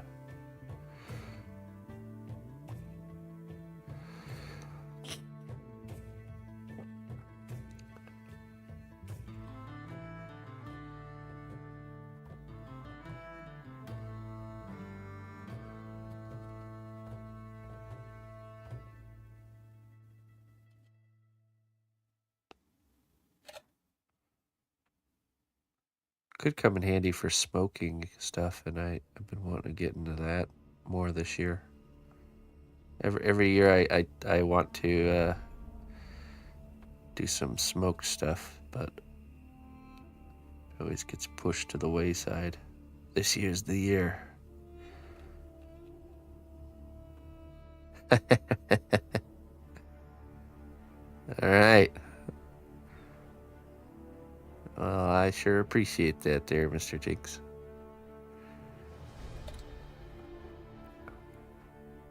We do cook. I do grill a lot around here.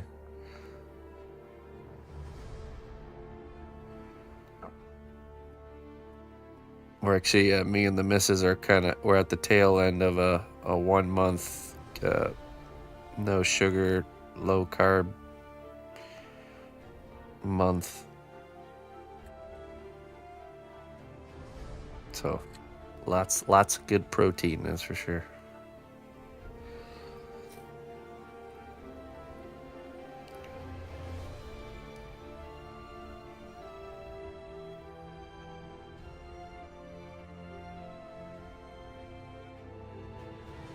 Have you gotten immersed yourself in the power of brine since cnotcut? No, it's more of a on the fly kind of stuff. I do need to do more prep like that, you know. It just depends on the week, to be honest, because sometimes they're just so busy. I just gotta do like a quick salting with some seasonings, you know. Maybe like an hour or two before I actually cook. I should do some marinades and brining ahead of time.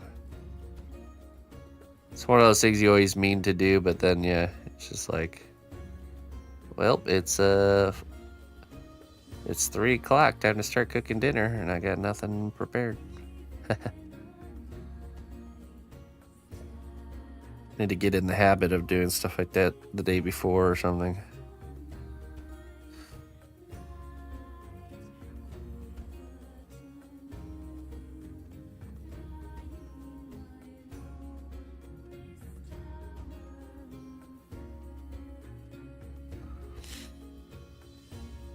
Oh man, I could feel the release of the allergic pressure.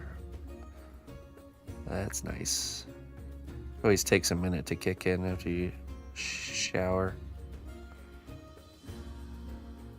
Get the pollen off of me face.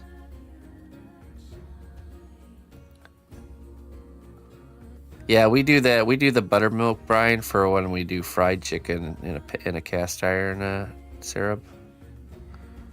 Buttermilk with spices, and then like preferably the day before, and then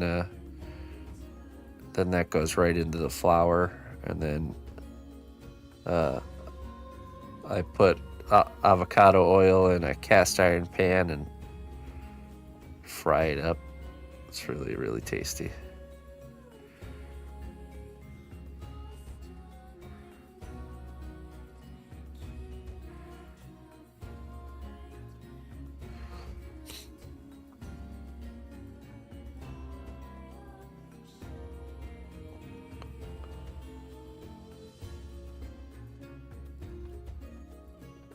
Oh, like a double kind of coating of bread.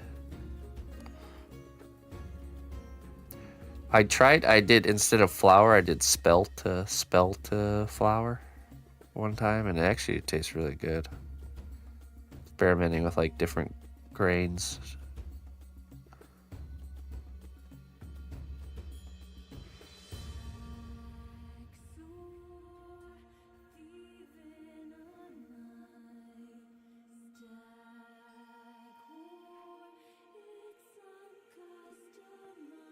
I do love modern wheat, but I'm really trying to get away from it when I can.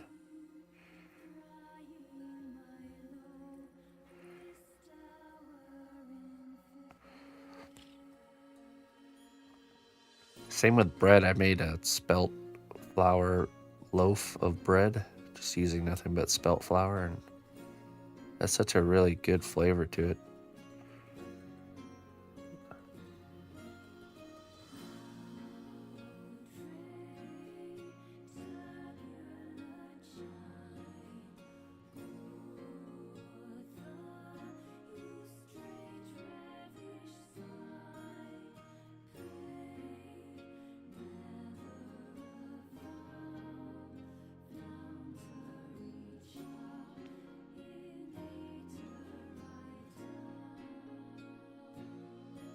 Ooh, yum.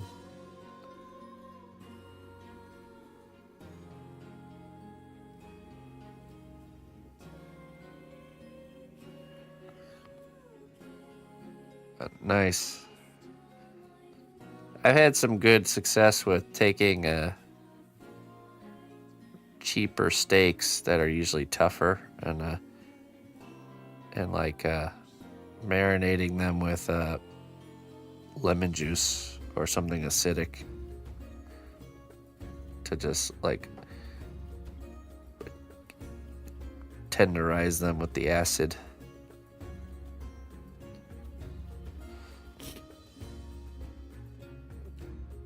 Salt brine or so. Oh yeah, because the salt does the same thing. It tenderizes the meat, right?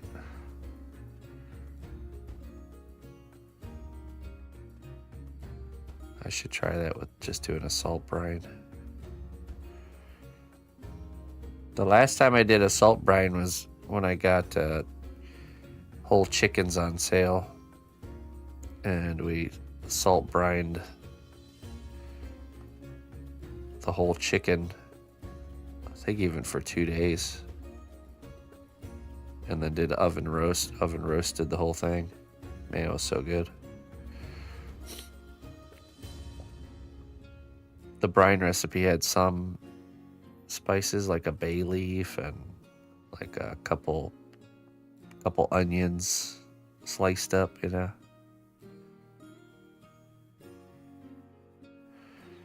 It was pretty good.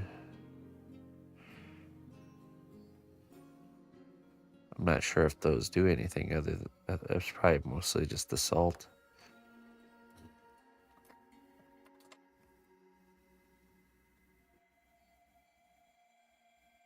Make a $10 steak a $30 steak. Yeah. I only get the nice cuts of steak when you know, there's a cause worthy of celebration. Payday steaks, I'll say.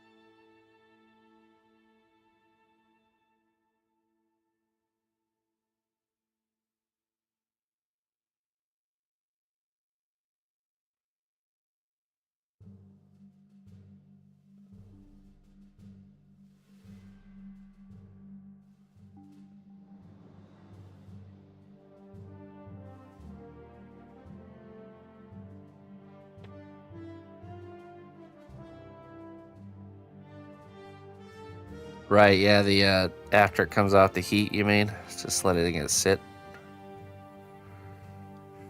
before you slice into it.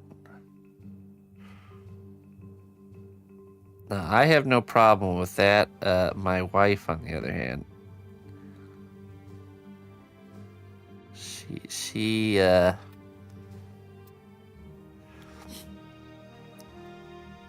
a little bit anxious to get into the eating after the cooking's done.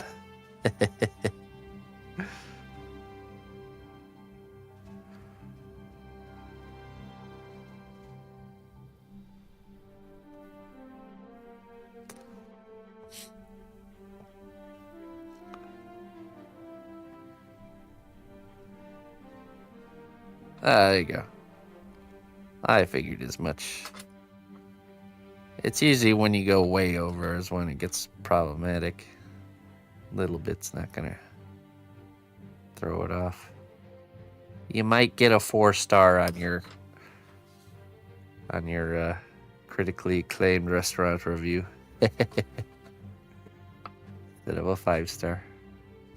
4 Michelin star chicken.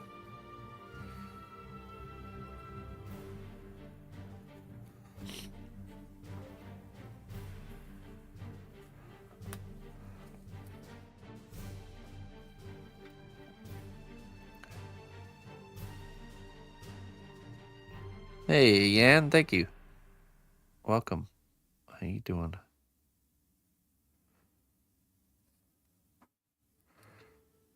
We'll paint these little end pieces to look like metal.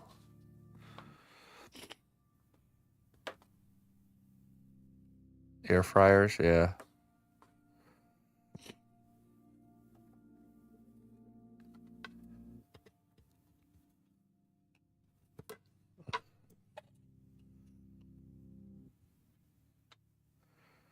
It's essentially like a small convection oven, basically, right?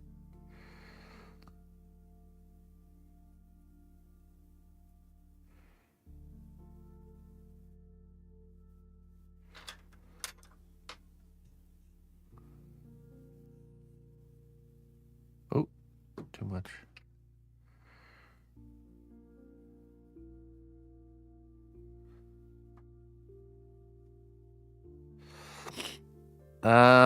See, that's probably been the thing that holds us back from getting one. So we don't really have our appliance space is filled. But maybe later, I do plan on building some new shelving and cabinetry in the kitchen this year. So maybe after that.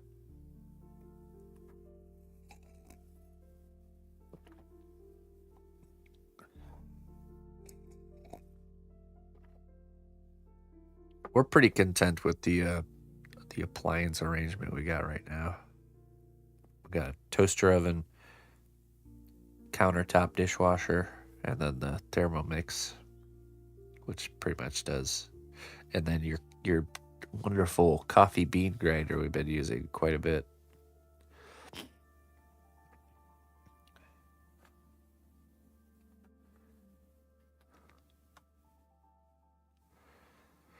Motivate me to do it faster. Nah.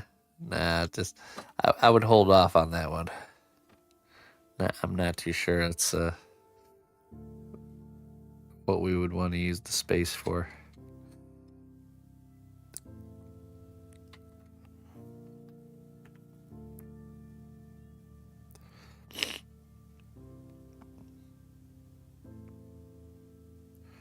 But yeah, the coffee bean grinder's been a hit for sure.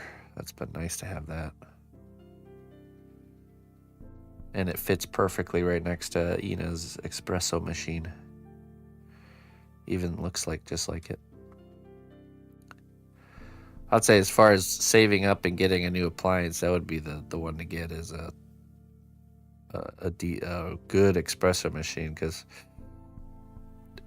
it's kind of crazy, but the ones that you buy that are like in the $300 price range are just kind of junk. They only last a couple of years. You're almost forced to save up and buy like a really nice one if you want it to last. We had gotten the first one for a while ago, and it just parts were breaking and all the plastic bits not really holding up. And then Karen got a similar one, but she didn't use it as much, so Karen ended up giving Ina hers. And now that one is starting to kind of wear out in the same way. So I was like, you know what? We just need to save up and get the one that's just made out of metal parts. Really nice metal parts, yeah. Done with all the plastic stuff.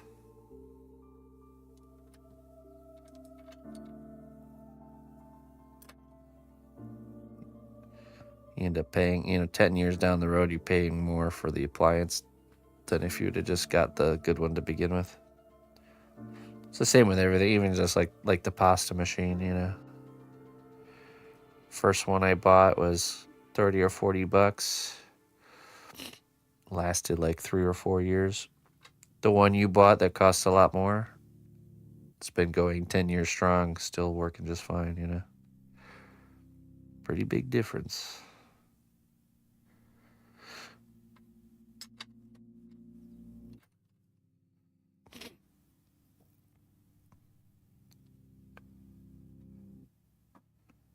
Hey, what's up, Glowing? How you doing?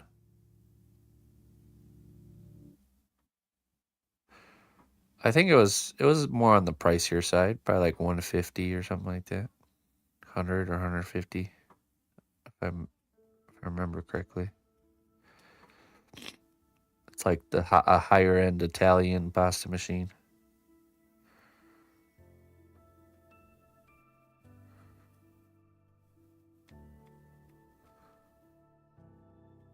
But you buy, 3 of the cheap ones because they keep breaking, and you're right there, Which I certainly would have by now. Probably bought 3 cheap ones.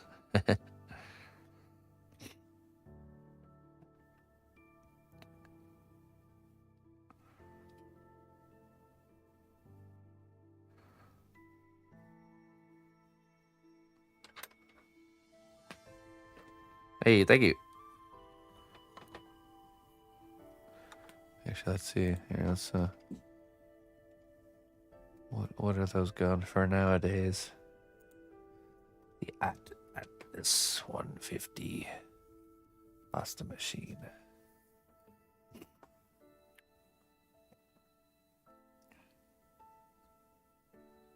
Marcato. Oh, here's a Marcato for $60. Yeah, that was $100. Yeah, probably around $100. Yeah, 90 to 100. So twice as much as a cheaper one, but lasts 5 times as long.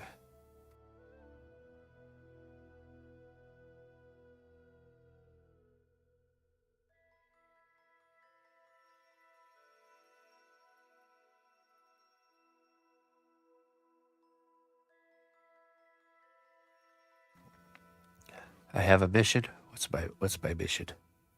Tell me. Oh, quest giver, what is your mission?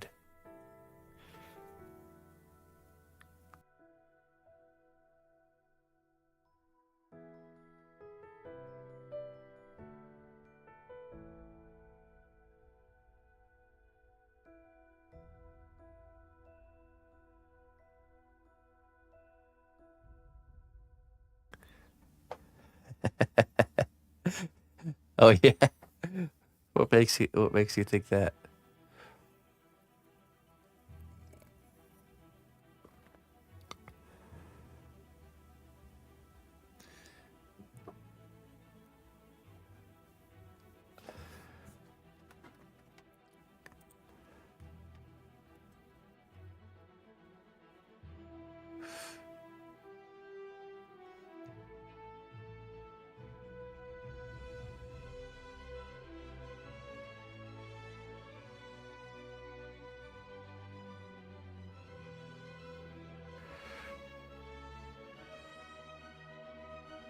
That's a questionable quest, yeah. I cannot speak to such matters. Yeah. You must have me confused with somebody else.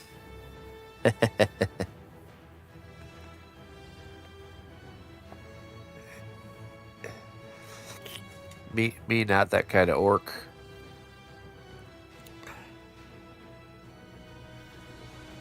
To create, are you talking about, so you're talking about creating super smooth, nice surfaces, right?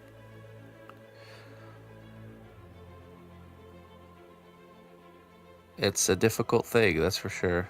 That's why female characters are very, I would say, intermediate projects to do.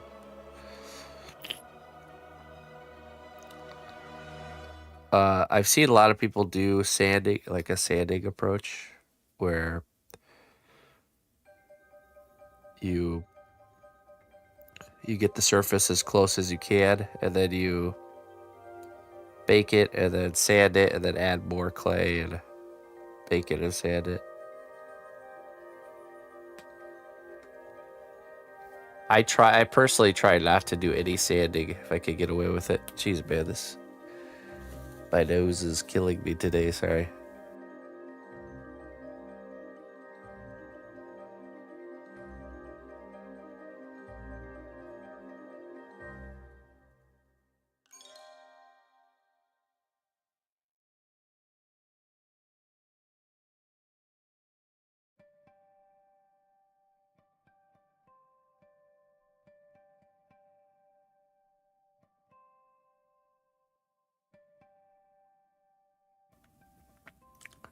Right, 2 passes, or you try to get it in one pass if you can. Like you just you really have to focus on the surface, and you have to use the alcohol brush a lot, to really get those surfaces smooth. That's the route I personally go.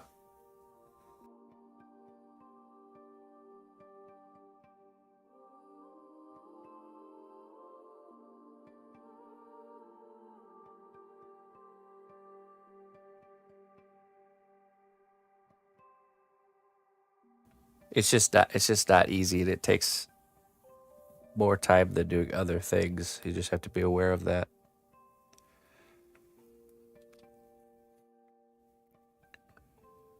There's a less margin of error when doing something like that compared to doing, like, for example, like this Minotaur, where it doesn't have to be super smooth and perfect.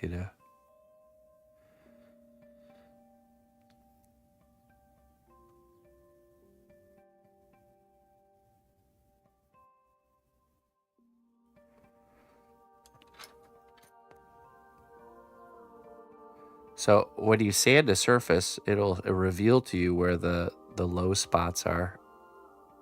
Because usually when something's baked and you sand it, the sanded area becomes a lighter color, and the lower areas stay the original surface color. So when you sand a surface, you can see where your low spots are. Then you could go in and fill those areas with more material, bake it, and then do the process over and over again like that. So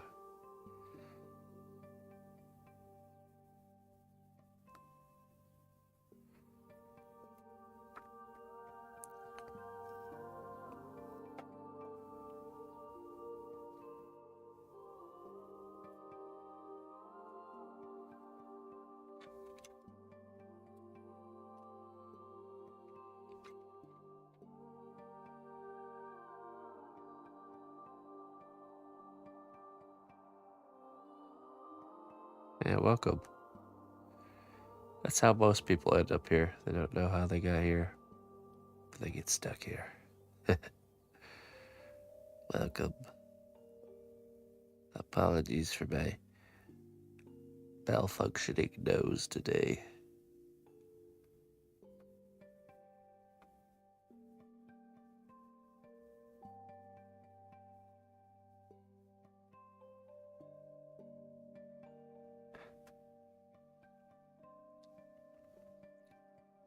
Pick up some what? Clay? Or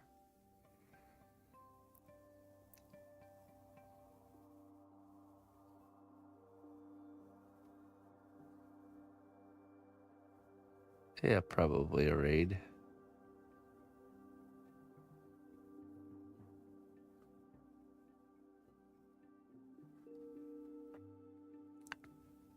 Yeah, right, PB.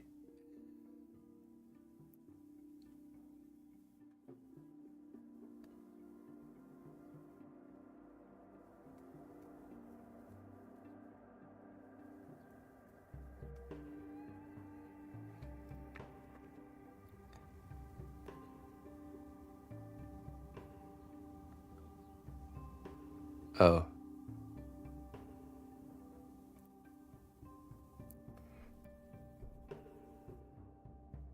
some tissues.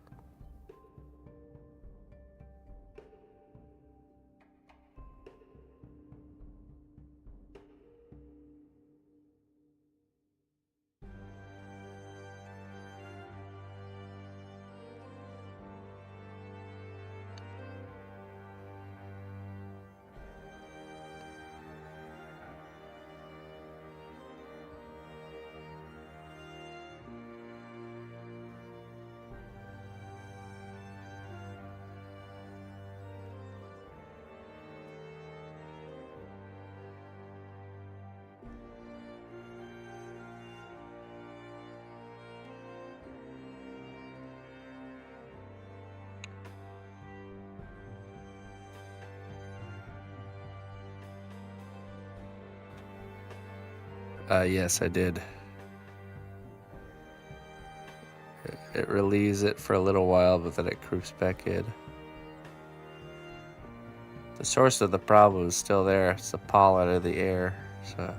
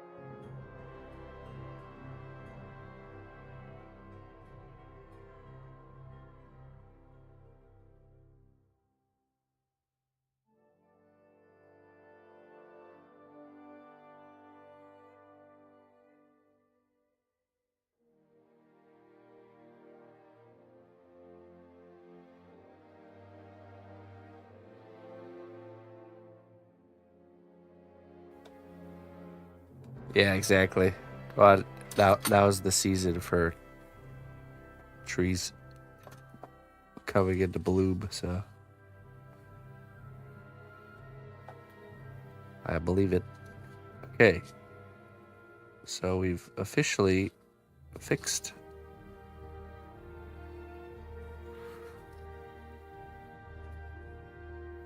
the damaged area. And now we can move on to continuing where we left off.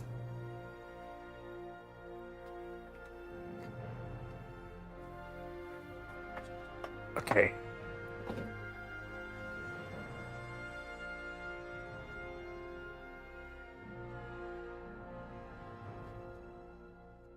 Let's take this off.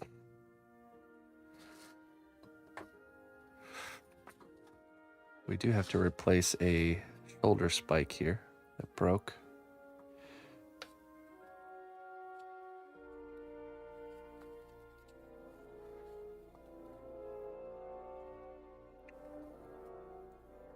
Okay, let's first add a layer of clay as like a base layer for us to start building the dreadlocks onto.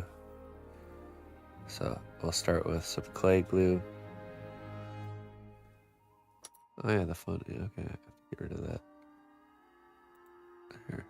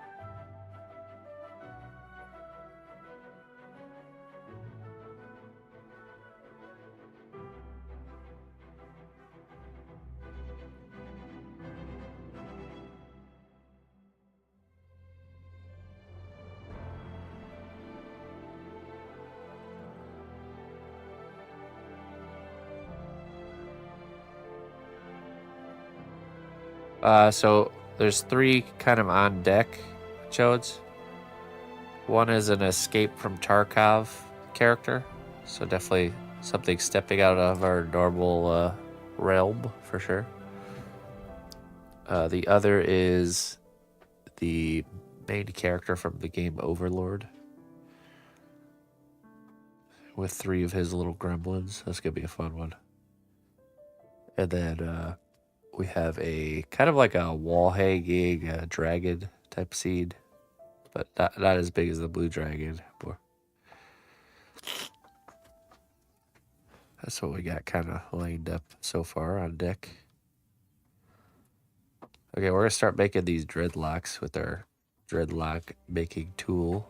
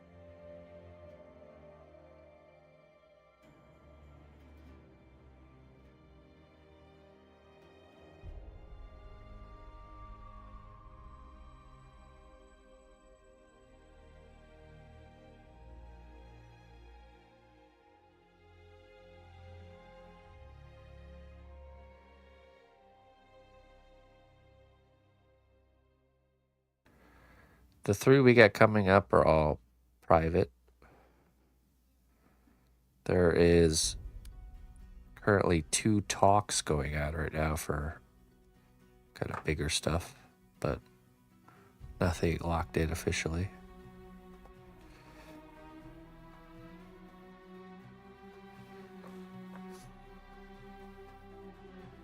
Okay, we're just gonna make a bunch of these dreadlock strands here.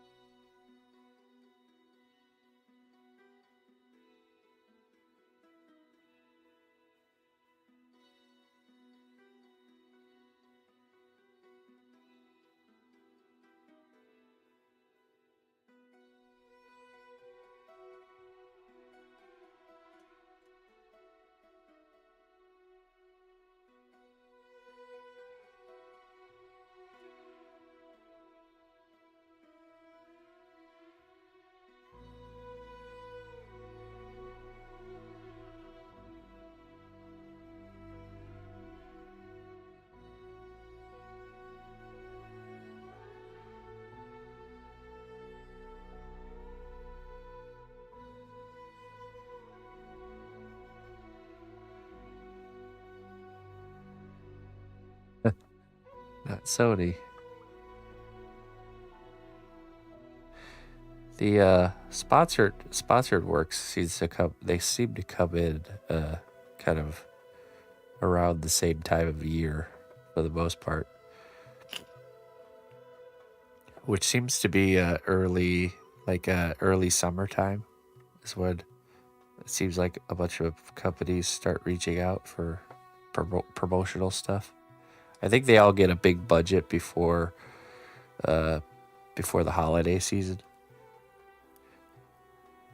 That's my theory, but there definitely seems to be a trend. Yeah, when companies release games, yeah, exactly. Yep.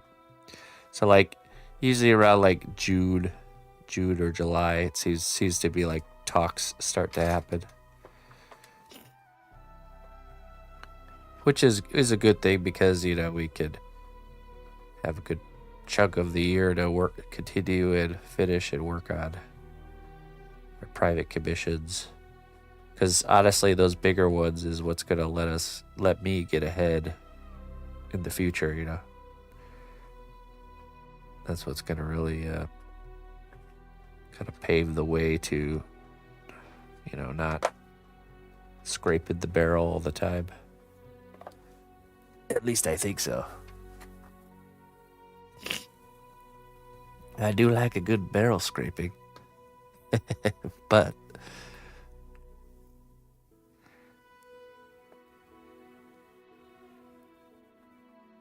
they definitely help a lot to do less barrel scraping.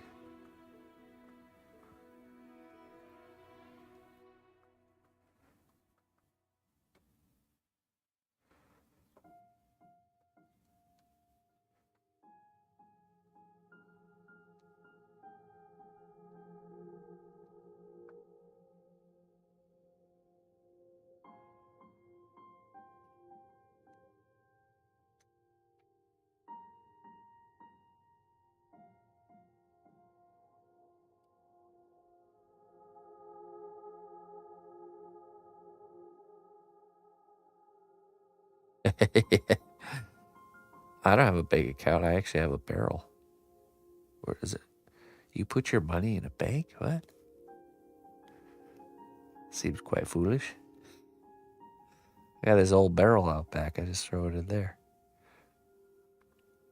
Put a big heavy weight on the top so no one can get it open, Easy. Haven't you ever wondered why when you're playing a game and you smash the barrels and there's coins in there? What kind of guy puts their coins in the barrel? ATM barrel. Invest in a barrel.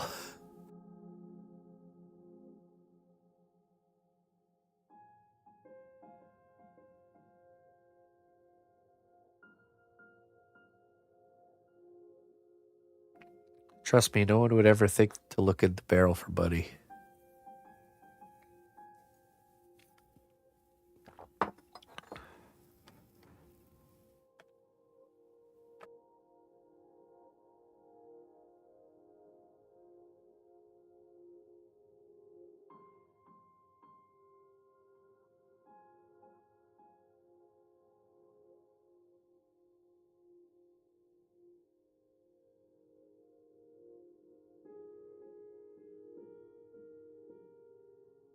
Oh, nice, Rob. Did it work out pretty good? Oh yeah, sure, Alone. Sorry about that. I saw you mention it earlier. I just didn't know if you wanted me to show you. Ugh. Give me 1 second here. Reach. Okay.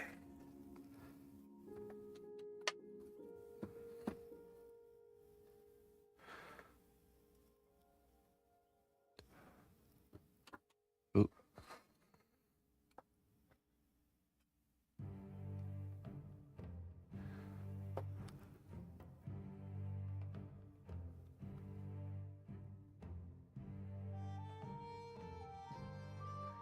Oh yeah, that's right. We also have a nice video of it on Discord. Let's see here. That'd be better.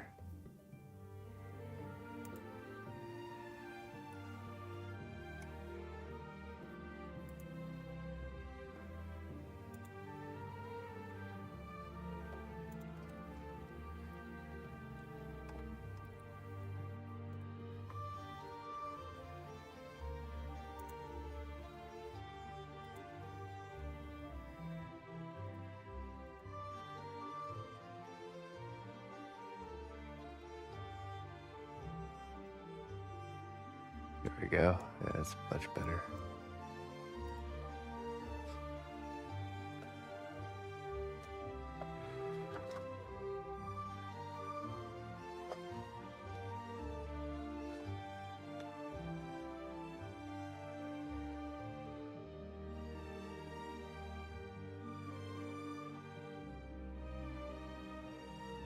This is the robot for the how to sculpt a robot class. This is the sketch for it. So if you want to learn how to sculpt a robot or you want to follow that project, that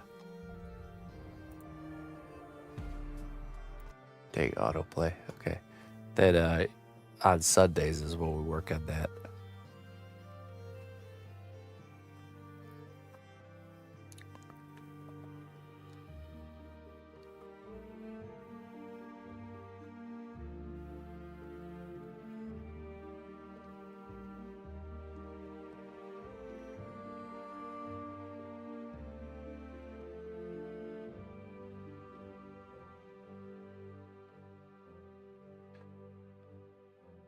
Oh, nice, Jodes.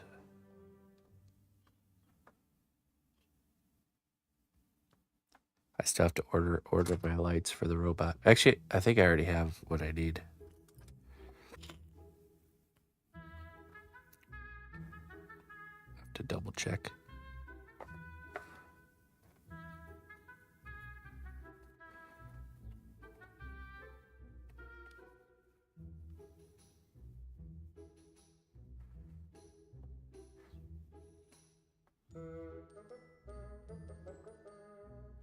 Right, yeah, you need the wiring. Yep.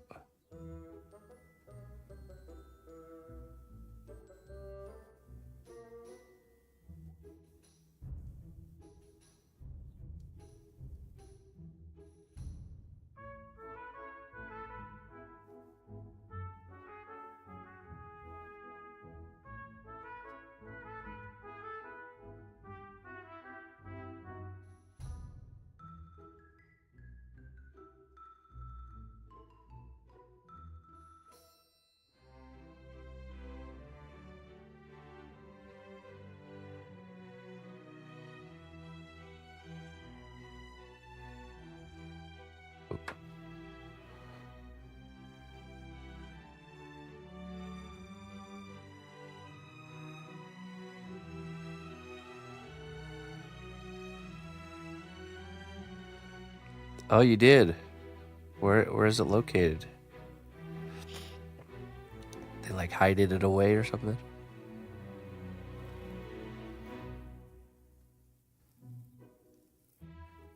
I could say the website navigation is not the easiest there. They could definitely there could be some improvements on that front. It's a constructive criticism.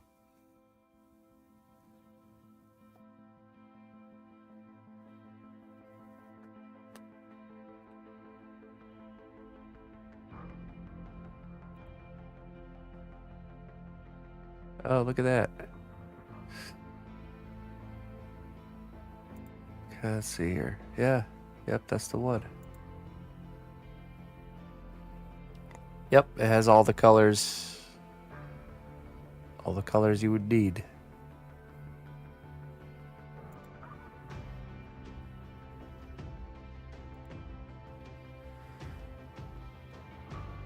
Okay, I'm going to copy this link here.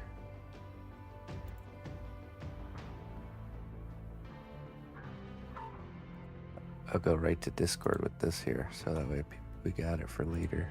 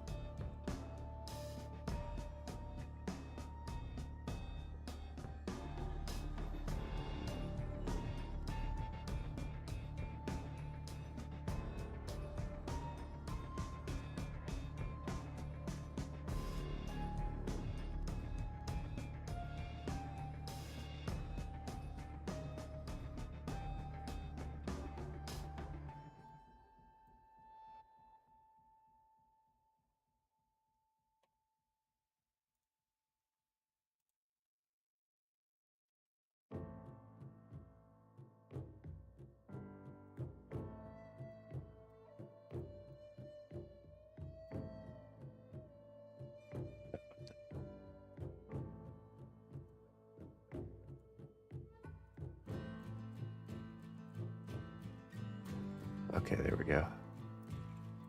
Updated now.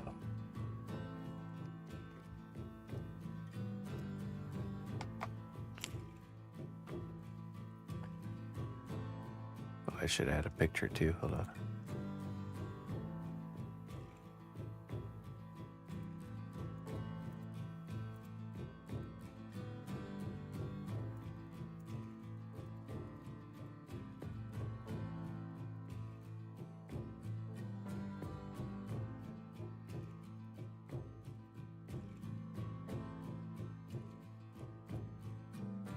There we are.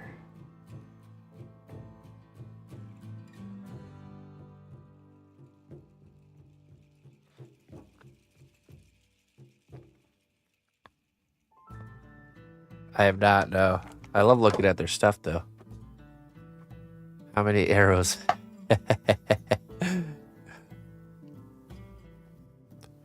I feel like there could be a whole line of, like, Boromir memes. Like a sculpture embodiment of his memes. Ah, I just can't talk. This is terrible.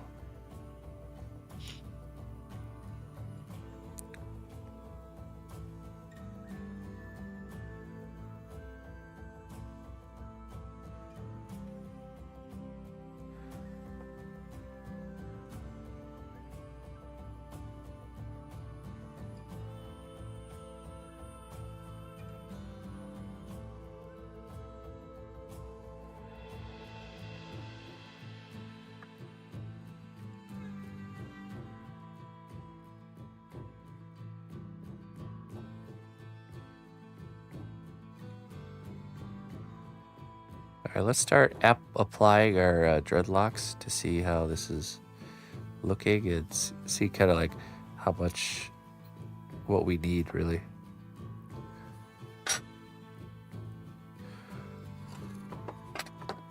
Okay.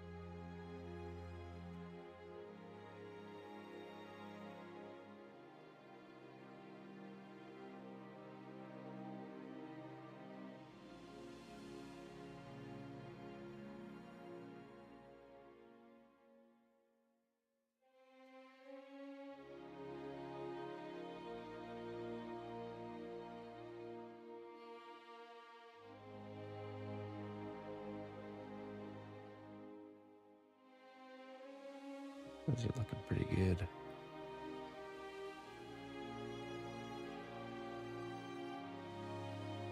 Yeah, the ring in the snow. Yeah, exactly.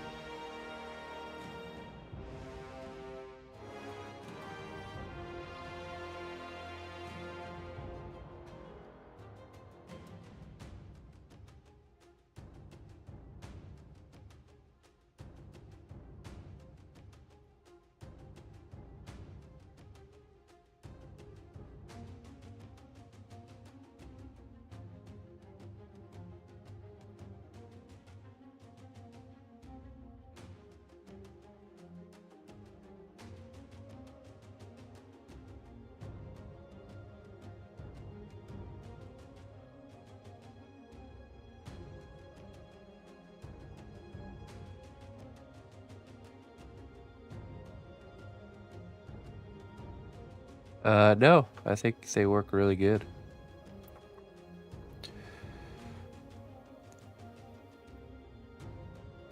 I think it looks really nice. Really reads like dreadlocks.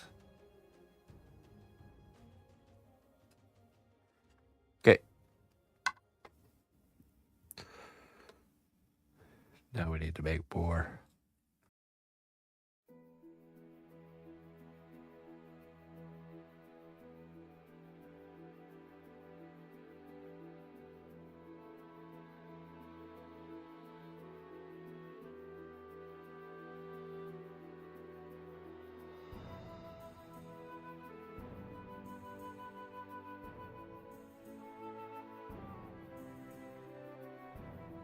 Let me refill my coffee and use the restroom. I'll be right back.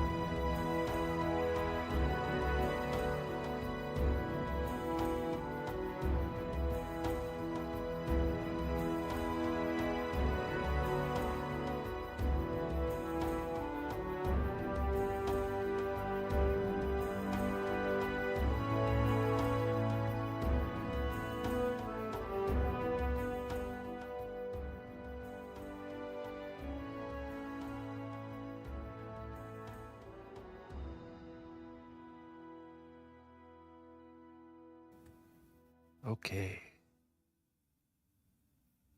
Yeah, I'm really happy with how this is looking, man. Looking really good.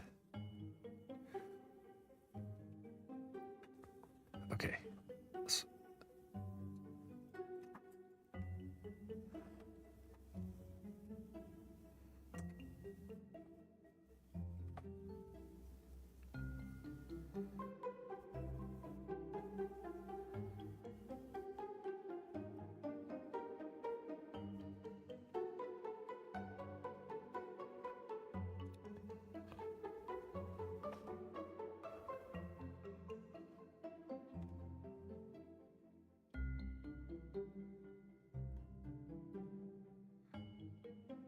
I agree.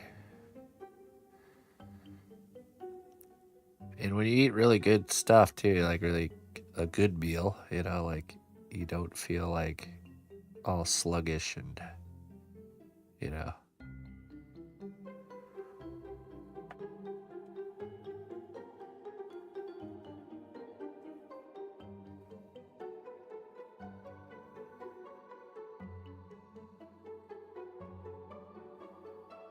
There's definitely a difference there, depending on what you're eating.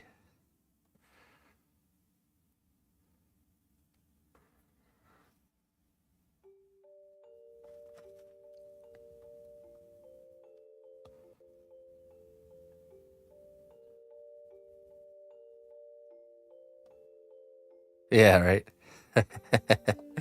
Well, I did my time eating and drinking the jug for sure.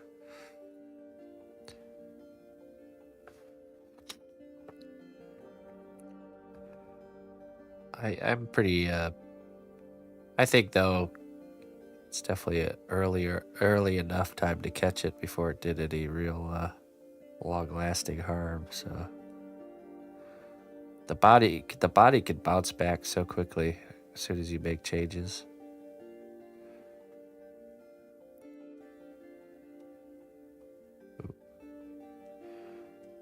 It's pretty impressive, actually. We get a lot of time to figure it out.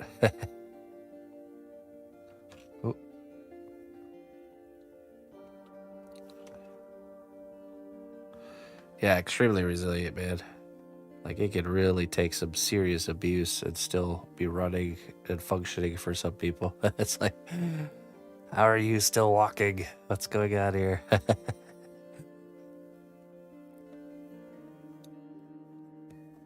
I've always been very impressed by the resilience of the human body.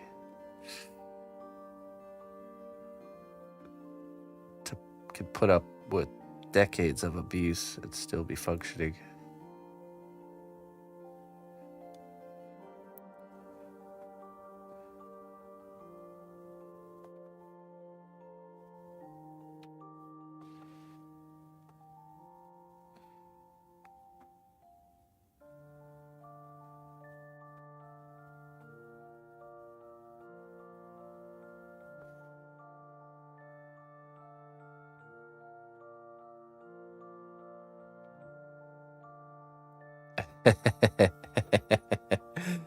You feel cold out, Clayton. At least there's blueberries in there.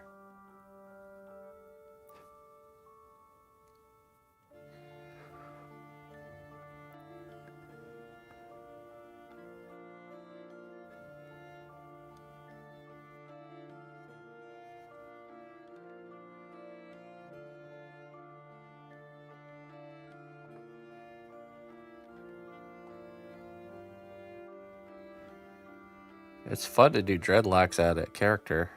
I think all my characters should have dreadlocks from now on. It's a lot easier than doing regular hair. From now on, we only do dreadlock pirate characters.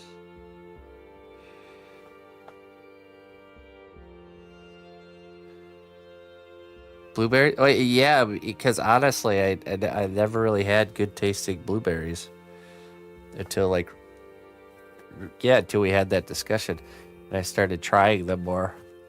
Get like really good ones, like uh, r- properly ripened and good quality blueberries.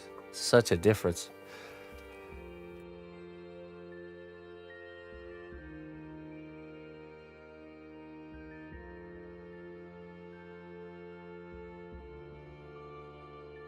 I also think the last time I tried blueberries was back when I was uh, intaking a lot more sugar.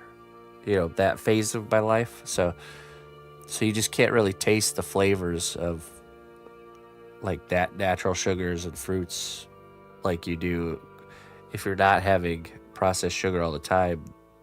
The flavor of like a strawberry is like so much more than it. Like, we have this diminishing returns effect.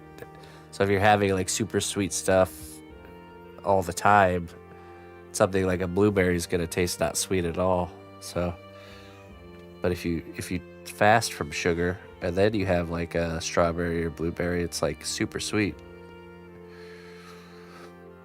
It's a real thing for sure. So it could be that I just hadn't tried them in a very long time. Always thought they tasted bland or you know.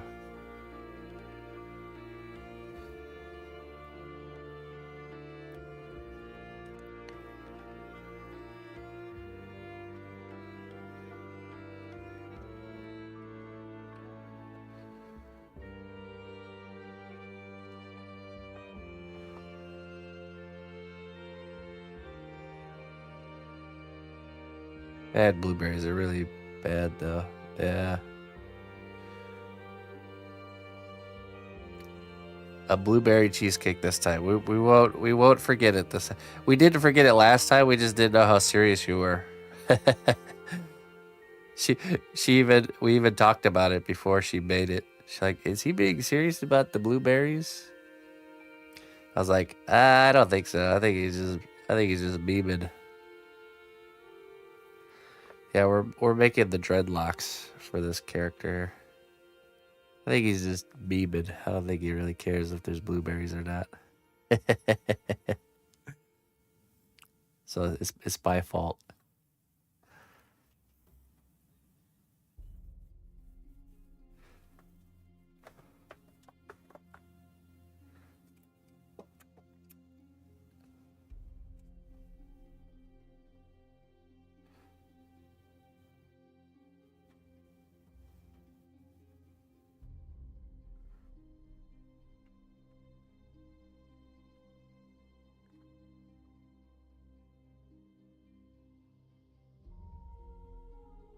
last C.Cat, it was Jix's birthday, and Ida made him a cheesecake for his birthday.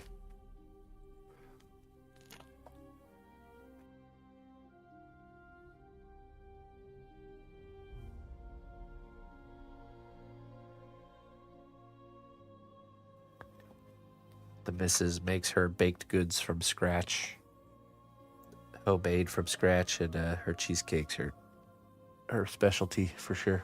She does a really good job.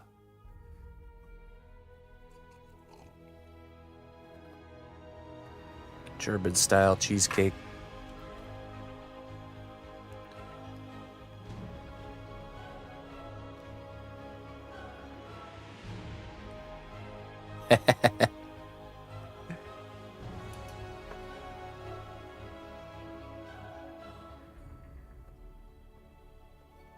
Ooh.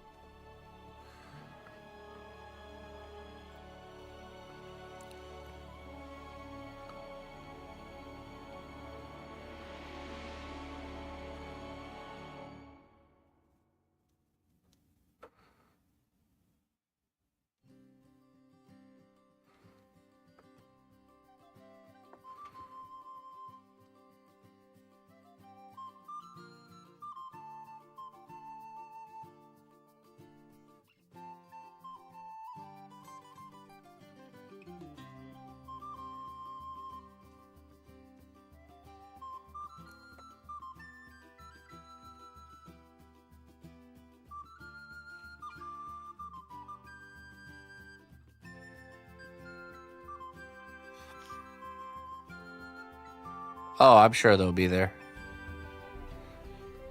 I'm sure they'll be there.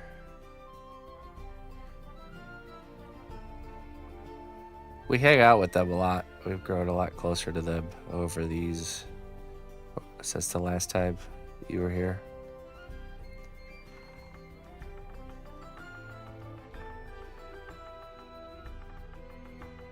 I was out there just a couple of weeks ago helping Corey start his first garden.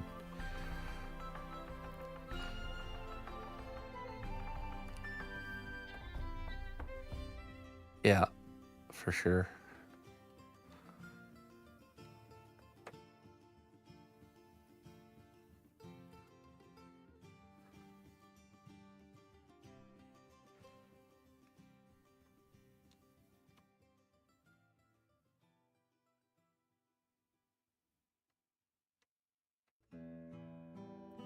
Or what was it? Forey and Cran. Me and Ina were talking about them recently, and I tongue-tied their names, Forey and Cran. So now they are Forey and Cran.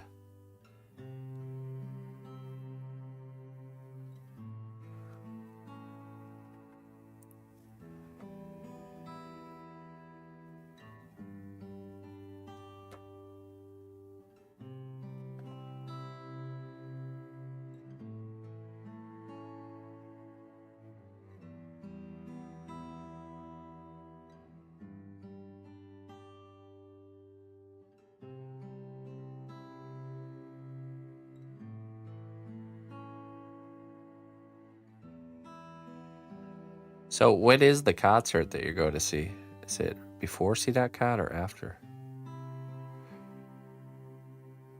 It's on that Sunday?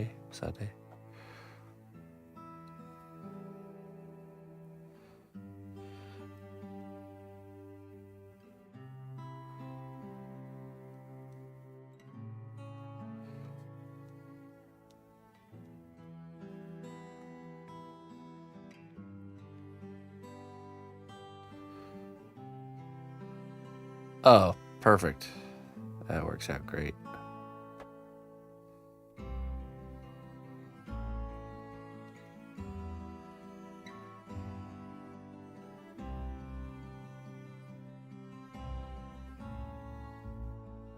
Right. Alright, next round of dreadlocks dead. Let's attach them.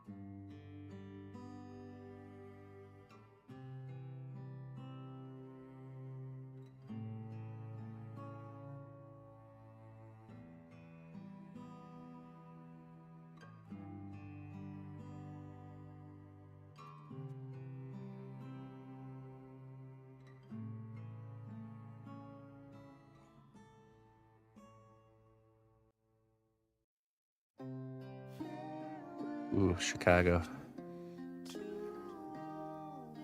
That'll be fun.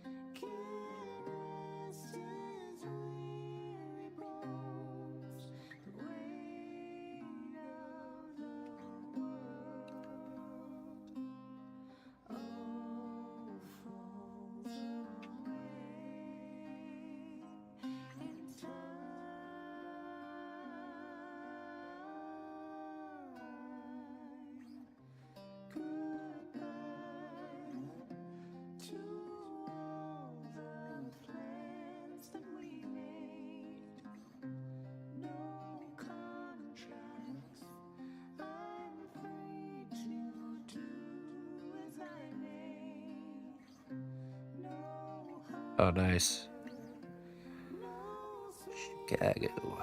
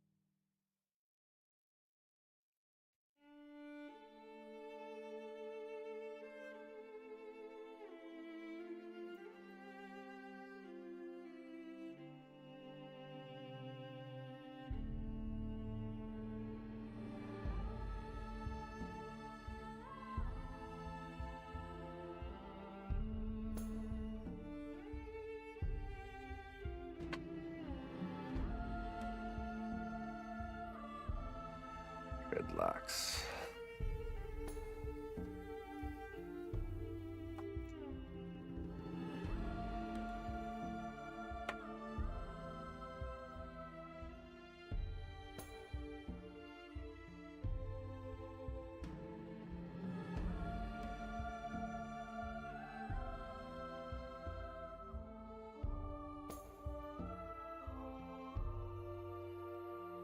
Once we get them all attached, we can work on positioning them in a particular placement to develop some motion. Dreadlocks don't really blow in the wind, but we could kind of hit towards that a little bit.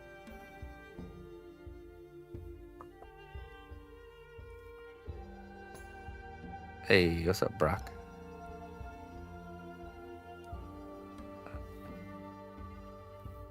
How you doing? If the wind is strong enough, yeah.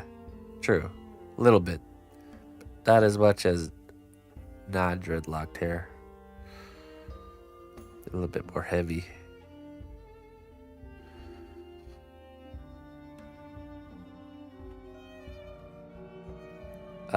I'm good.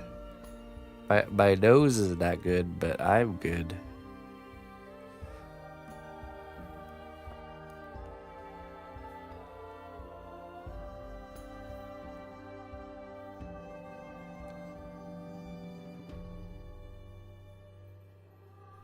I won't let that nose guy drag me down. I'm just fine. He's the problem, not me. You didn't notice? Oh, okay. Wonderful.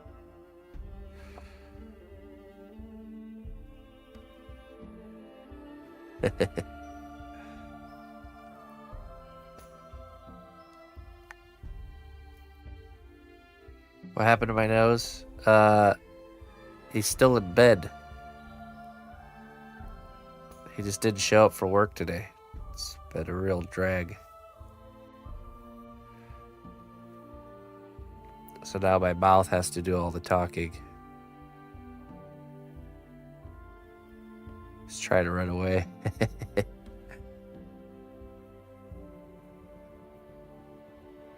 Now the other employees have to pick up the slack. The mouth has to do all the talking and the breathing today.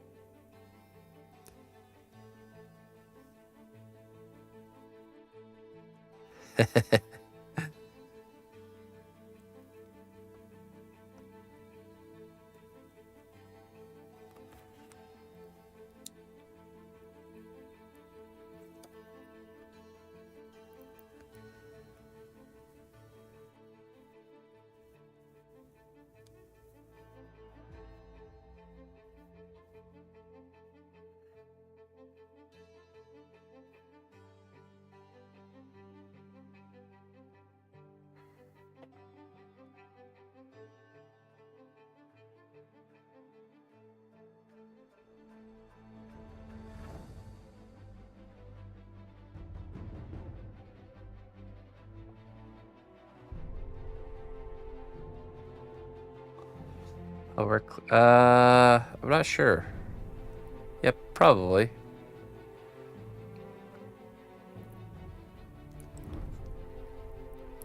Depends on. It really always depends on if there's something planned after class on Sunday. Like if we are going somewhere, or someone's coming over, or whatever.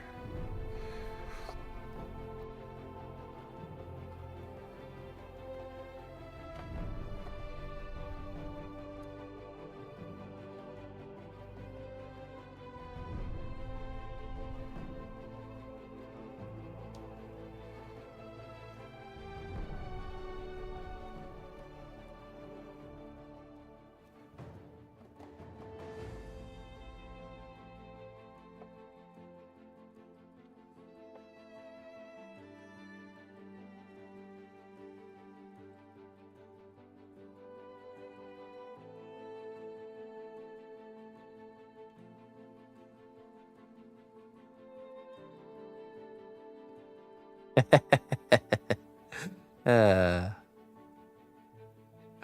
I know, right? Just flying around like a social butterfly all the time. What can I say?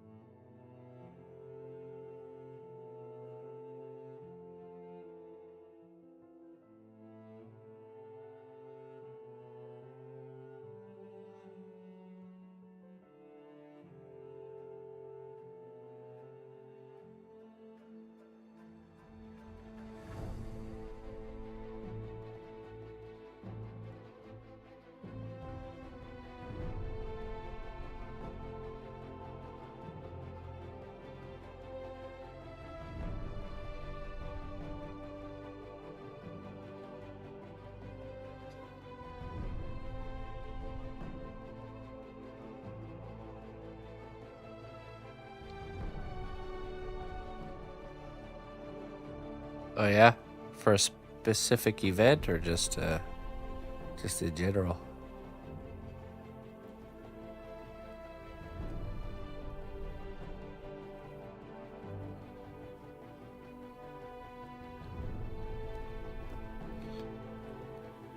Oh jeez, I can't even talk.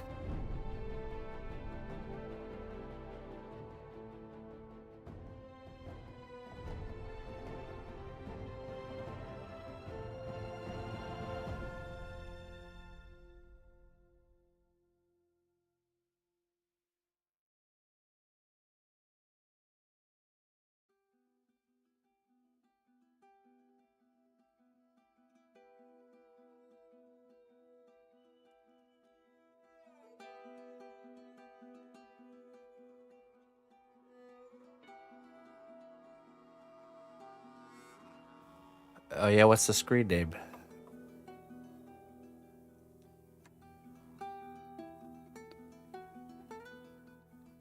Oh, that's a good idea. I wonder if cayenne pepper would help.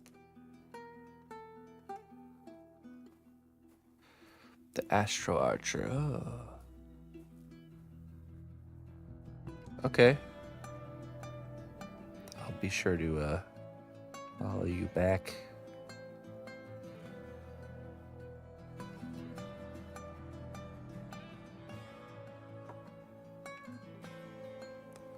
That's pretty cool. So you go like way out in the country and in the dead of night and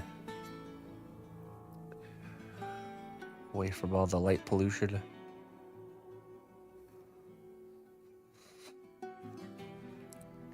That's one thing I love about Germany too, is it's so this you can see the Milky Way galaxy. It's just crazy.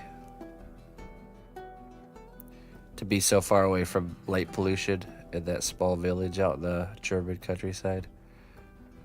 You just see everything, man. It's just crazy how different it is from like where we live.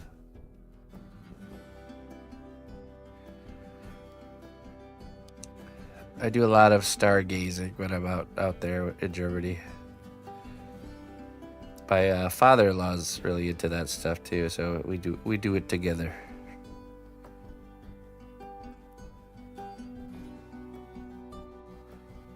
So much movement around up there that you just don't see if you live in like any sort of busier area.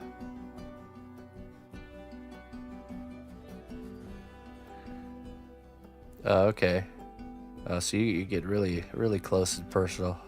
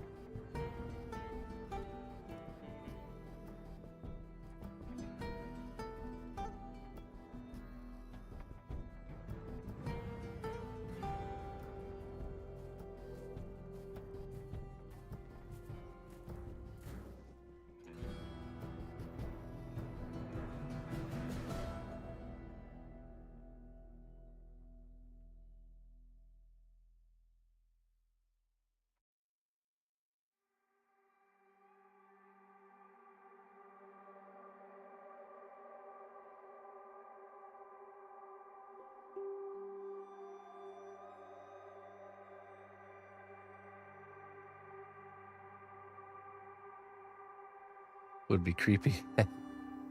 Oh, like old vehicles that were like left behind from a long time ago, stuff like that.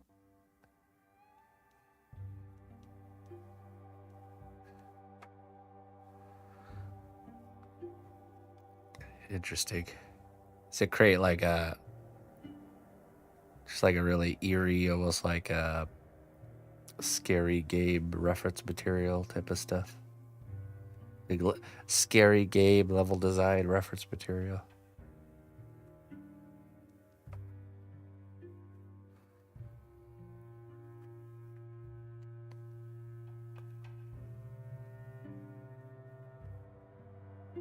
Some Outlast 3 reference. Well, the village my wife is from is way out there in the sticks, and there's only a village of like 400 people, so it's really good where she's at.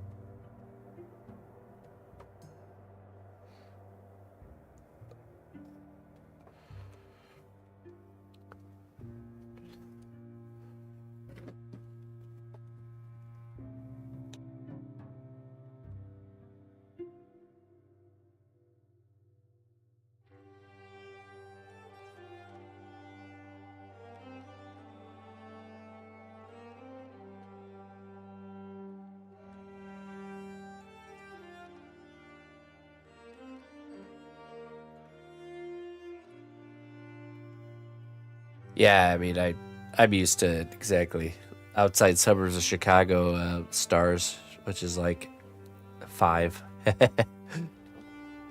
Ah, the 5 stars. I love those 5 stars.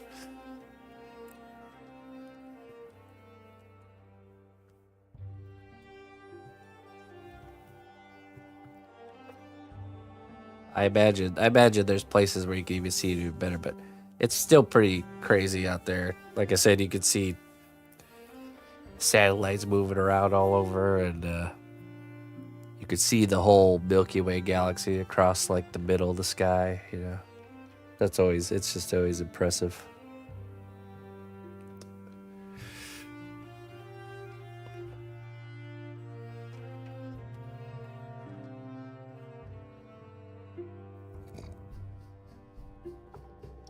Well, she doesn't live near the Black Forest.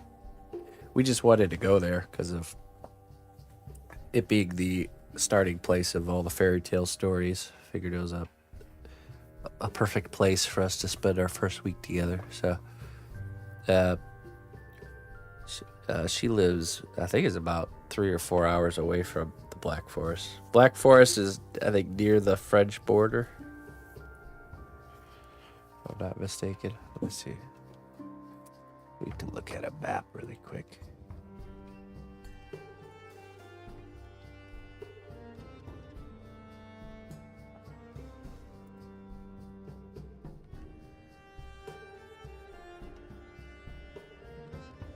It could be the sawdust. Let's see.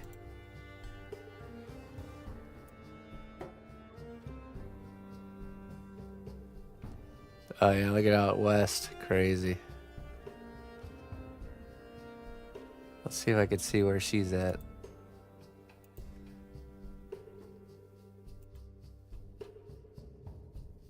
Probably in one of those green zones.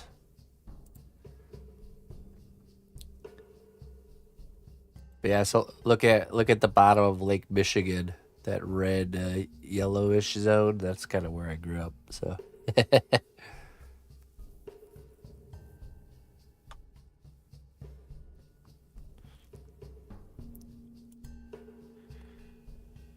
Where do you find that? Let's see. Light pollution map.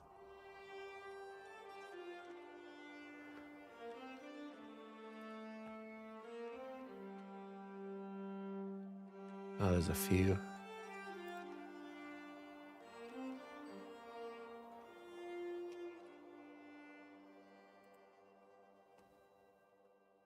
Oh, this is the one that you're looking at.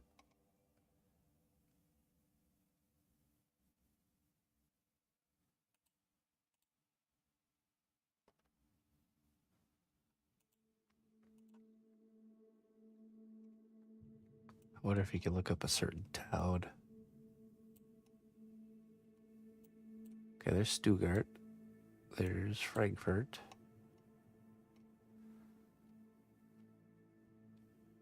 Yeah, she's definitely in a green zone.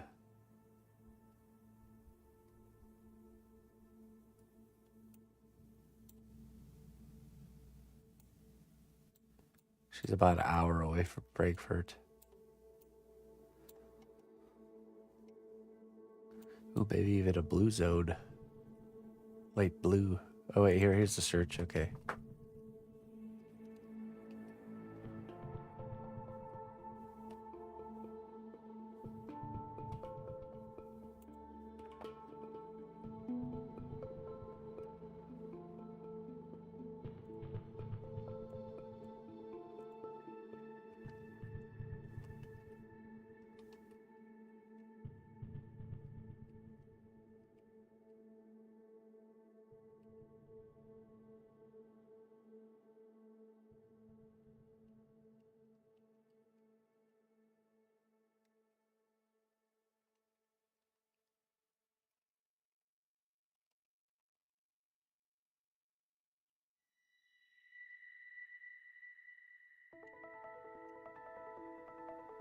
The search doesn't work very good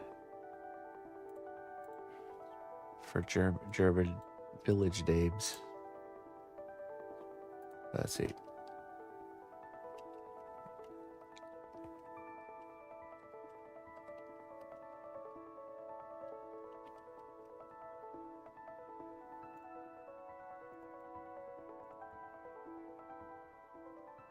Okay, let's see. It's like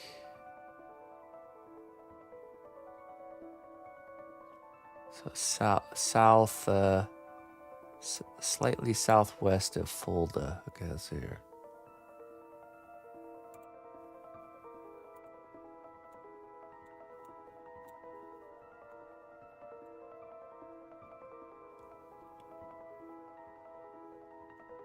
Where's Fulda?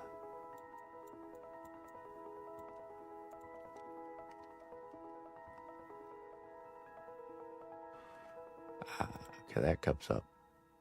All right, there's Fulda. There it is. Okay, yeah, it's in the green. Right on the edge of the blue, the light blue.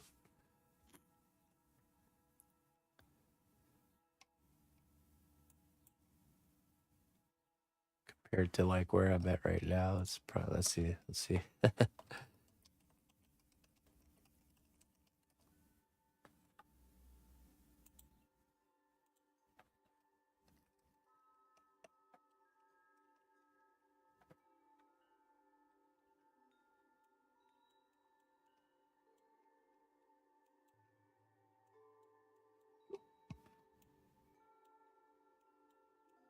Yeah, I'm in the red.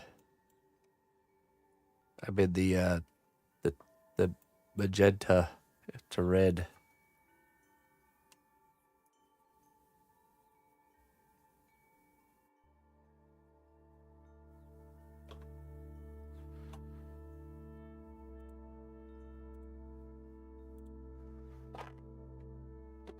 Use that map to pick our Airbnb. That's a good idea.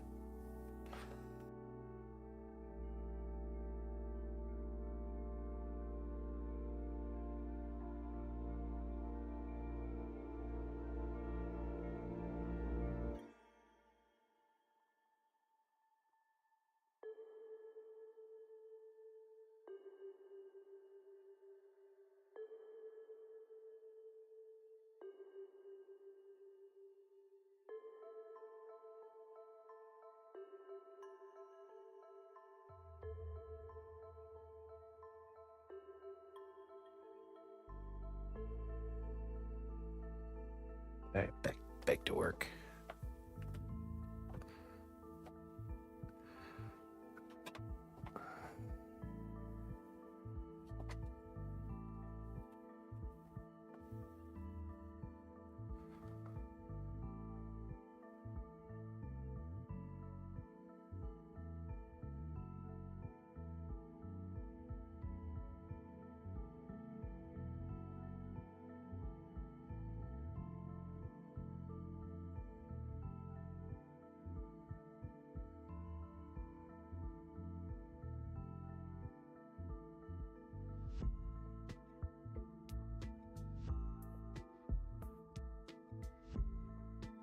Hey, what's up, Cord?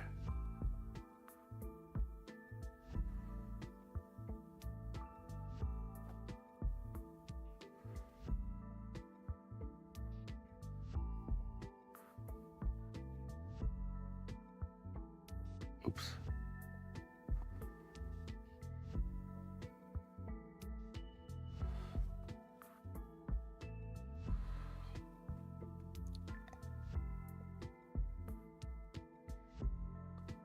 That's pretty cool. Just when you think it's gotten good, it could get even better.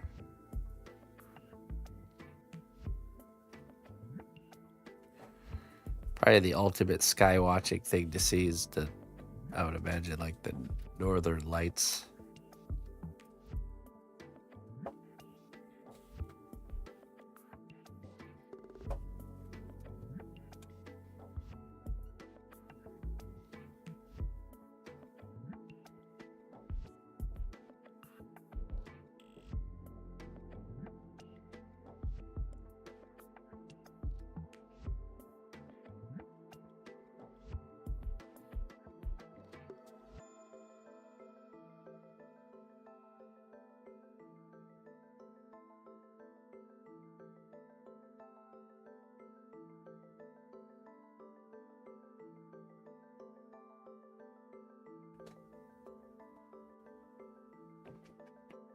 Not an alien spaceship.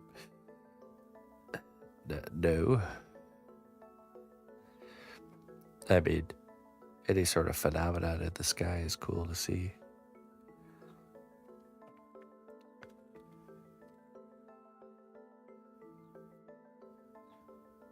Me and Ina witnessed a really crazy phenomenon happen right above us. It was like two, almost like, you know, like how an amoeba looks like?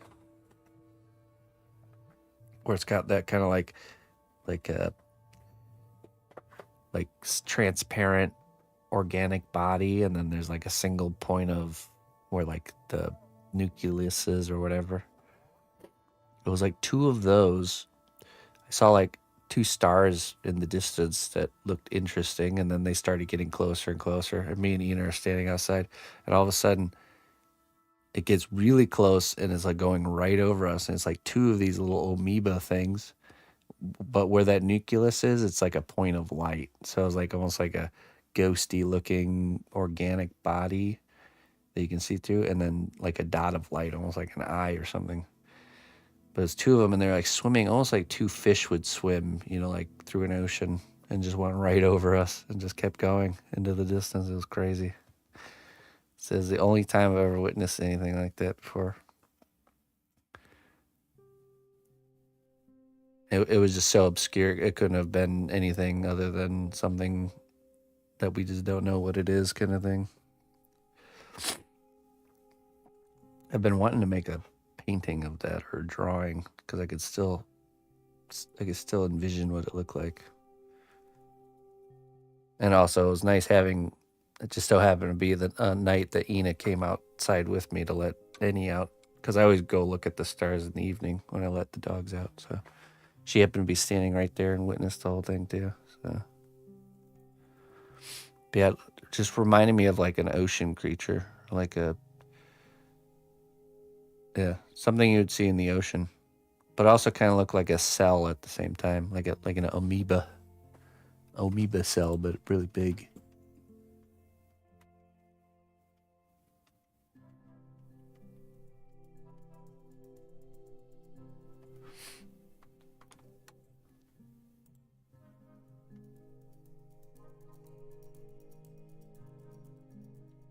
Yeah, kind of like a.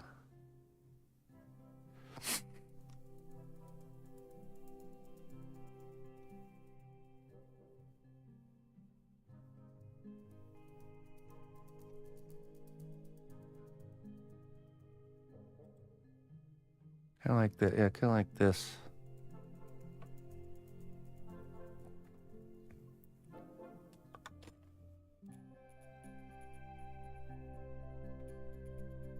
Just like that, but imagine this, like the like gelatinous body area was just kind of like transparent and glowy up against the night sky, and then this like little point right here, this right here, was like almost like the same shimmer as a star.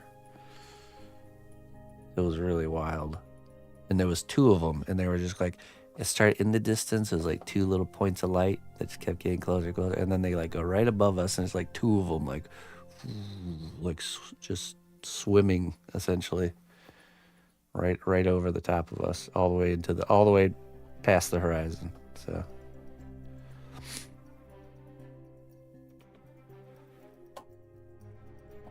you know, sometimes you see stuff like a little star or something moving weird, and you're like, oh, I wonder what that is. This was like straight up, like close enough that you can just like see it as clear as day, that I could describe it so in detail. It was pretty nuts. It's like, well, I don't know what that was, but pretty cool, man. I've always wanted to have like to see something yourself, kind of that you always hear people saying they've seen stuff, but it's another thing to actually see it yourself.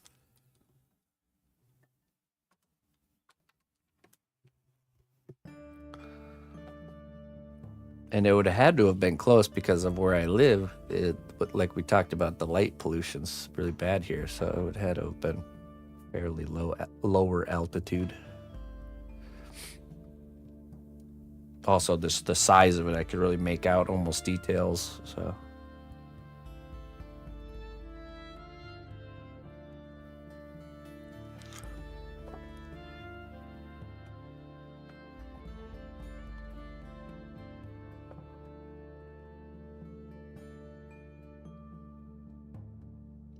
yeah, it's a little bit busier over here, Sarah.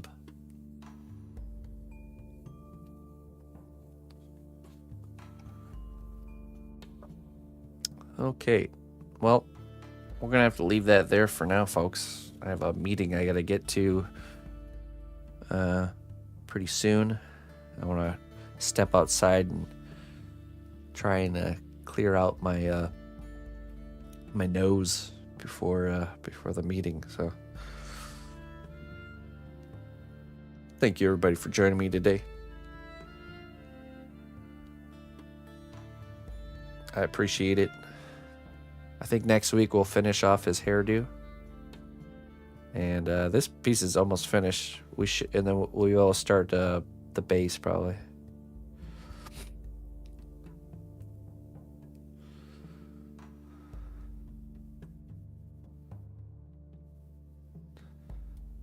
Oh yeah, that would be cool, Jinx. That would be cool. It'd be nice. It'd be nice to in the future get ahead a little bit more, and then actually, you know, like rent a vehicle and go do some like family road trips. Go around and visit all my people out there. That would be sweet. Future goals for sure.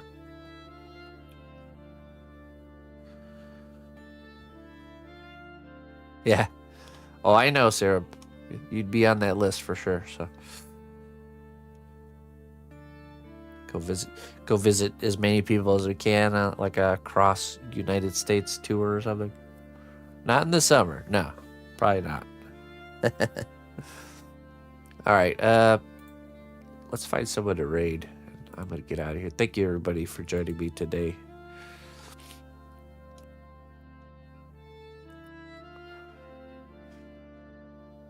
Utah. Syrup's in Utah.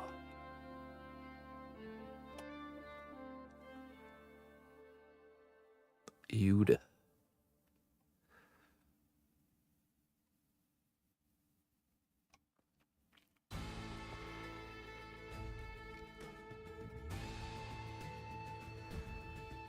All right, let's see who we got. Let's go raid Lou Art, shall we?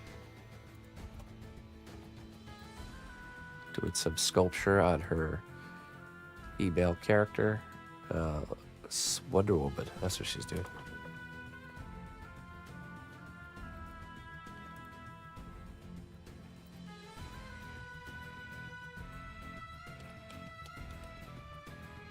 All right, everybody. Yeah, have a wonderful weekend. Thanks again for tuning in. Thanks for all your support. I will be back on Sunday for class, so we'll see you then. Till next time, my friends. Bye-bye.